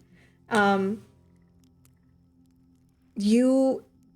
would say this in Claire, is basically would become a teleportation D100 roll, where there's a chance that the route gets overtaken by the very strong enchantment cast at Castle Ravenloft, and you will be directed to Castle Ravenloft, or you won't be, and you go where you want to. But chances are higher, since you now know how to, since you have the spell, to go where you want to. But there is a chance that Castle Ravenloft will redirect you. Will I know this chance? 25%. I relay these details. And indeed, Victor's mistake was that he was trying to route his teleportation circle outside of the mists, and they just kept on failing. But then he stumbled upon this directional teleportation kind of lane, tapped into it, just trying to make it work in some way, and indeed it worked because it's easier for teleportation circles to work in Barovia when they do, follow how Castle Ravenloft wants to bend things. But he didn't know what it would mean. And he teleported to Castle Ravenloft because of it. he made another Castle Ravenloft teleportation circle, if that makes sense. So I have the ability to create a true circle. There is still a chance, due to the nature of how strong the pull is to the castle, that it could happen, but it's a chance. It's a possibility that I could circumvent us past the castle to Skull Manor. Require us to get Barbara close to you when you cast it, right? And hold her there for a minute. Yes. Right. Or at least when it is summoned, we are able to get her through it. Though then we are left with the You need to concentrate for a minute then. That's can't be easy. While fighting. Well, if if there is a circle that is already being created and it's going to take us to Castle Ravenloft, that is the nature of where we will head. But coming from Castle Ravenloft out again, I am able to use that circle too. Yeah. Sure, but yeah, it will take. I mean, we don't know. I mean, I'm just. I mean, maybe we are quick enough, but that seems a bit scary to land in Ravenloft. But surely, we can probably just quickly head out again, maybe. You think then, if we fight near the teleportation circle already there, retrieve what we must, and then use it to leave? Well, if the idea is to sneak up on Wukong, to take him off the board, so to speak, as Matthias says, that I create a portal to a circle to Ravenloft, and we use the circle at Ravenloft to get to that one. If everything goes to Ravenloft, we can everything exits out of Ravenloft. Strahd will know when we enter Ravenloft. And he may know when we start any conflict with how close of a tie. Didn't we want to avoid alarming him? Seems like that's a big alarm if someone just appears in his castle and then immediately dips out. The alternative is that I create a new one here and now that goes straight to that address, but I need to know the address of Wukong to be able to do that. I mean, we go to Wukong in a normal way, I think. It's more about getting out afterwards, I think. If anything. If getting out is the problem, then I can get us out. The teleportation circle, I don't think is getting us close to Wukong necessarily. It may be our sphere. That sounds like a great Let's idea. go to the map. We go to Wukong, we take care of the situation there, and if things get sticky and we need to make a quick exit, okay, you have to hold them off of me for a minute. And yeah, okay, there's a risky chance that we could end up in the castle, but we could be far away very quickly. It would be to Wukong, then to draw out Baba and her moving house, retrieving what we must, and then escaping, perhaps. But if we are in close proximity to the circle, we are then in closer proximity to the Count himself. Indeed. I mean, Wukong. How close is Wukong to the circle? That's on the map. The circle's down here. He's the one next to the fishing docks, isn't he? Yeah. He's a strange little. So he's literally right there. Gray little thing. Yeah. The fishing docks are there. This is the hill up here. That's his house. Okay. Mm-hmm. Pie the hill is like this, or and then if we want, the circle is down here. I'm not sure if we want to go there. This whole area is called Piety Heights, and the hill itself is called Piety Hill. Yeah, and then on the right stuff is all the fish docks. Yeah, and this whole area is called the fish docks. Yeah. I mean, we were told that Baba stays close to the circle, so she'll also be close to Wukong. But I guess maybe if we're quick enough. I think as well, if she sees us taking out one of her own, she may then bring all her force, but also think that we are desperate enough to have to chip away at the foundation of her power before striking at it herself. It's also a question how prepared Wukong is. He's quite clever. But would he really be expecting us to attack him, though? I don't know. I do not think so, but I am sure he has preparations. Oh, sure. As with any... Maybe he has some sort of potion that can make him, I don't know, teleport or go invisible or... Either way. Turn into water and just, dive under. I think and disappear. That is the closest to an escape plan, as if we try and flee by foot while Baba still lives. Even by sky, I am not sure of our thing, but via teleportation, I'm not sure there is much she can do. Plus, if we make a fool of ourselves and go to Wukong and say, hey, you tricked us, how dare you, and we act really dumb, that might trick Baba thinking that, hey, these guys are pretty easy to kill, don't have to call Big Boy Strahd, and they could give us a chance. But we have to make fools of ourselves with Wukong.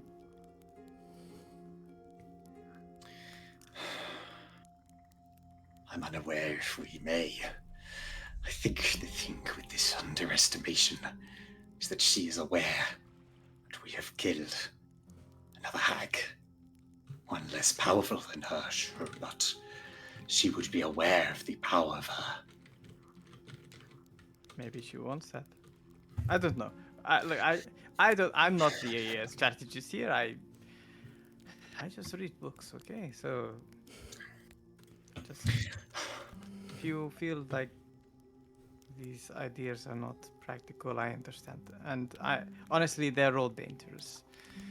The biggest problem is, I mean, either way, however the confrontation goes. I mean, best case, obviously, we get just Barbara and the tree or whatever. But I think the problem is, like, our whole objective is to get something. So either we think we can just kill her and look for it afterwards, or because if we shouldn't be like half, if you know what I mean. We should Yes. either fight or flee. But if we don't know what the object is, I don't think fleeing is a reasonable option because it's going to take way too long for us to find something while actively like engaging in a fight. And then because we concentrated on getting the item instead of fighting, we will all be like hurt before we even like have to realize that we can't flee anymore. If that makes sense. We're here for the totem. Go. And we have to get that Skull. skull totem. Both, right? There's no totem here. No. Totem is not. Yes. Oh, Remember, it's with a thingy. It was taken from here. If you Yes. if you would have Alright, arrived it's here been traded. earlier, Yeah, yeah. it's traded. Yeah, sorry. Yeah, straight, yeah. Baba somehow found it. But the cards did say that it was here, but then it was taken. Yeah, but we also talked with like Yella and the statue, and like we know that they like buried it there. Yeah, Sorry I to just think, but I think the skull is not just of utmost importance to myself because of its value that way, but outside of here, they await my family. yeah, no, yes, And with it, that may become one less massive obstacle for us. I'm not sure I can, in good faith and heart, leave without it. yeah, I can say Vladimir definitely wants us dead, so it's gonna be a real issue doing anything else in Barovia if we don't deal with that. It feels like a shame if we don't get the skull. Must be here. It feels like perhaps we can solve the knight's problem if we do. And I don't see how we can look through Baba's stuff without her fighting us. I think that an opportunity arises if Mateta, Fukon, of course, despises you. If you take this as him taking you on, go to outside of his abode, but not inside of it yet, to avoid those water creatures. Egg him on, make him come out. Perhaps we can then take him by advantage. He does not have the eyes that Baba Lysaga does. And do you think there is a chance that you would be able to enrage him so much that he endangers himself by coming forth just towards you on your own? We lie in wait. Calculated.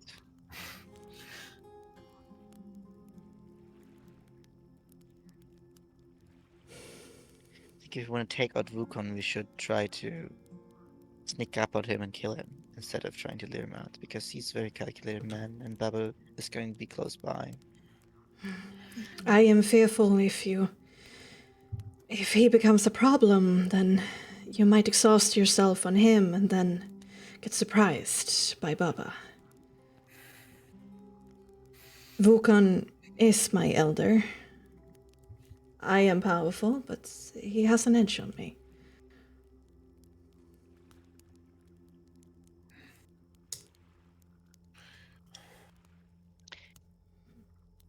Yeah, all I wanted to say is I think we should realize that getting the skull and getting out is very unlikely as an option. Because we somehow need to get into that tree, look around, find it. I mean, maybe she's displaying it, but I mean, I guess that would be giving us an option, but probably not. That means we need to find it, and then we need to go out, and then we need to take a minute, and then we might be not going to Castle Ravenloft, and then we may be safe with the skull. But that's all a bunch of maybes. And in the meantime, if we focus on that, we will lose a lot of fighting power. So I think we just have to accept that we have to fight her, I think. Even if it's going to be very difficult. I think the only really example here is, do we want to fight Baba, or Baba and Wukong together? And I think if the latter is going to be worse for us, of course. Yeah. If we have to set the terms, we have to decide the fighting time and grounds. And if that means going to Wukong, trying to sneak in, do as much damage as we can, and if we have to fight him before Baba gets here, then that's what we do. We're gonna take risks no matter what that we do, but we have to believe in our abilities as well as our strength. Otherwise, we're just going to sit it until time is up. And if that's the case, we have to go pretty soon. I have to agree. One thing that I have been considering through all of your back and forth, I don't know exactly what kind of tricks you have up your sleeve, but you definitely carry knowledge that is beyond me. The tree for which Baba has made her home within, it didn't walk around, ever since I was little. Perhaps a month ago, it suddenly came to life, and it was quite a shock to see it moving around Perez, leaving such horrible scars in the ground. What if such could be reversed? Immobilize the walking house?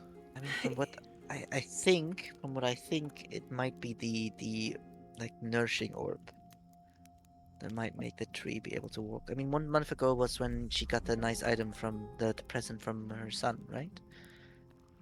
The exchange, or was that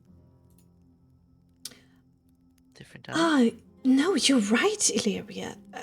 When the forest folk wanted to create Winter Splinter, they planted the heart of the weaver inside of it. And no, I think what the gift, that's probably the dragon skull. But it's both, right? Then didn't she trade the totem for both the sphere and the skull?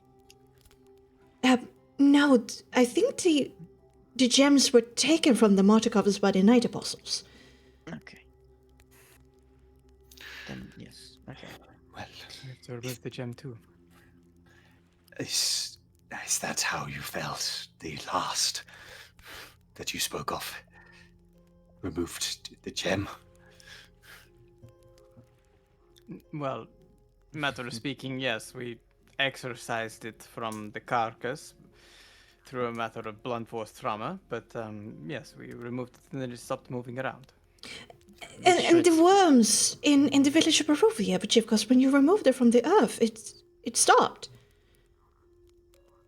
Maybe then, if we find a way to remove the stone from her house without having to kill it, as that would be a monumental fight on its own.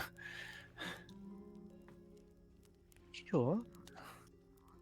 We need to find the core and probably burn through it. I could try, but sure. It's good to know. It is a strategy to reduce the amount of enemies without maybe with an easier way than killing the tree, obviously.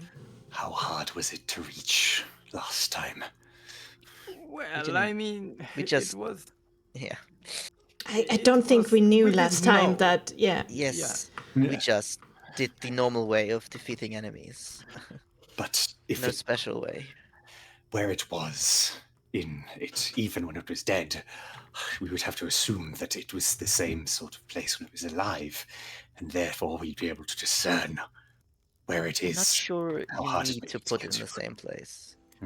But the energy is The thing. pretty much the same. Like it gave off some sort of aura and eminence. So I mean, anyone who gets close enough to it is going to feel something, and then you could, as long as you know what you're looking for, that perhaps it would be easy enough to at least focus attacks. But someone has to get close enough to do that, and then coordinate. Or otherwise, Wenzel and Vulcan perhaps would know something about it, as they have been visiting Baba's home. True, but We could how are we gonna it. get that info? Well, I hate to scare the boy further, but we were adept at bringing the truth out of Wenzel last time. Ah, we just have to find him again.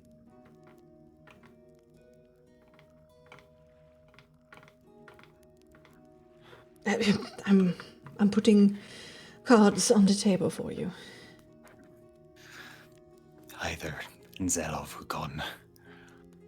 We could then, for lack of better words, extract information about this disabled tree. Retrieve it. Skull from hopefully inside. I don't know about Wenzel, but if anyone would know where Baba would keep a dragon skull that she takes great care of, that would definitely be Vulcan. It will be difficult considering his loyalty, but I am, at this point, willing to hurt him. He knows what he has done. I believe at this point it is only just to punish him for that.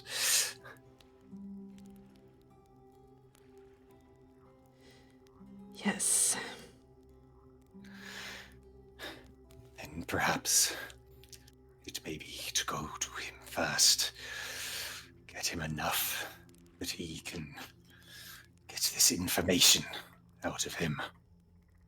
There might be some potions you can also take from him. We can use those against Baba then. But I just to prevent us going around in circles, it sounds like then our plan is still to go to Wukong and take care of him first. Ask him about information about where this gem is, and then Baba's gonna be on us pretty soon, but at least we have then a target to maybe disable her tree. Yeah, Am I I guess wrong? it's just a question of if we are going there to talk, or if it's at the start, or if we're going there to infiltrate. That's, I guess, the only question left. I agree. Both. we Well, I think Perhaps. it needs to be either. Perhaps we see how close we may get without violence and then take the opportunity. If at first you don't get the thing you want through one strategy, then you squeeze harder. Sure. We can do that. I believe we may have some form of idea then, and I think the earlier we strike, the better. If we can get to his place without being detected by Baba, it would be the best. essentially fly there and still use the eagles afterwards, Samantia. That sounds smart. We would be faster that way. Perhaps harder to track, harder to keep track of. We wouldn't have to go down that long walk he has. Yeah, but you definitely need to be able to have some energy left to fly ourselves if necessary. Yes, I would appreciate if we go about the squeezing for information as fast as we can, because then perhaps we can get double usage out of dawn and dusk. Indeed. It would be useful for Baba's house. I also, of course, may teleport, and if worst comes to worst, I may retrieve an item and then use the cloak to teleport away with it. Not far, but out of grasps. Can do the same thing. I think then this is the best option that we have, given the circumstances. Are you all prepared? Ready? Well, just one question. Given we're all in with you, Mariella, not Mariella, Not Tasia. Mariella, Freudian slip. is there anything that you have at your disposal that could be beneficial to us? We're risking our lives here and your own. We have to give it our all. I will, of course, lend you all my magical might. I'm able to curse, to restore minor ailments, enhance various abilities. I can put on a small, thin, I would say, coat of arcane armor. And if I get close enough, I can wither living flesh with my touch. All of that sounds amazing. I meant for us, if you have anything around here, I noticed with this Detect Magic app, there's a couple of things magical in nature. Just asking the question if you've got anything that could potentially help us. Potions or whatever. They are expensive to purchase from Vulcan. I have salves that we make for scraps, scars, minor. If you catch a cold, I might have some herbs. But I guess if it would aid you, this little pearl I have here is for something that was given to me by my coven head when I took the position from her. It is able to store magical potential. Well, I've got goat cheese and goat milk, some hard goat milk alcohol, stew, mutton legs.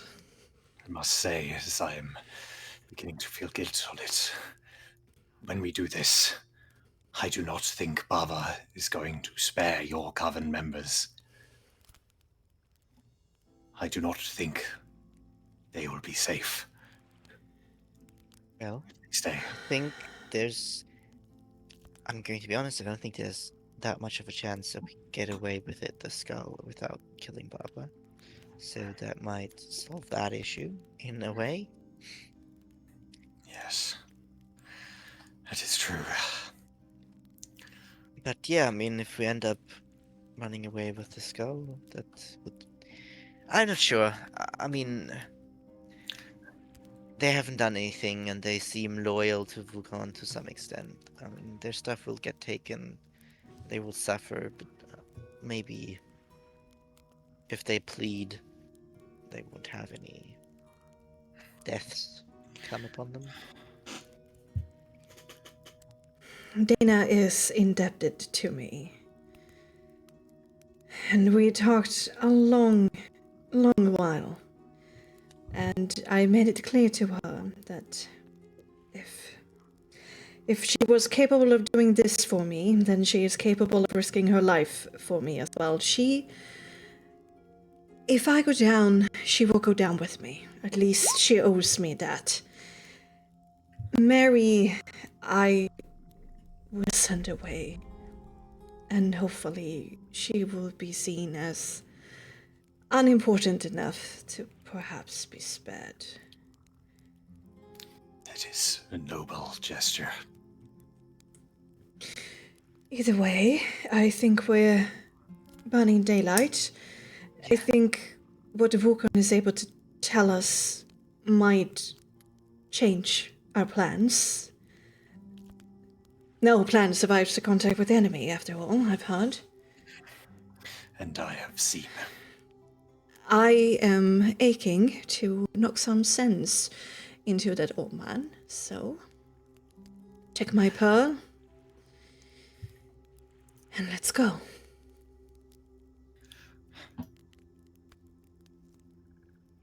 One hag to another, eh, Hamatio? I think it's time. All right. And with some quite determined looks on your faces, you prepare your equipment, you prepare yourselves. When we return next time, I will check in with you for a moment before we head out for real. But the clock is ticking, the hunt for Baba is on, and hopefully we will survive the day with our newly leveled 10 status and acquire some hag ingredients and a flying dragon skull. A white dragon, a silver dragon skull in the process. Maybe. My God.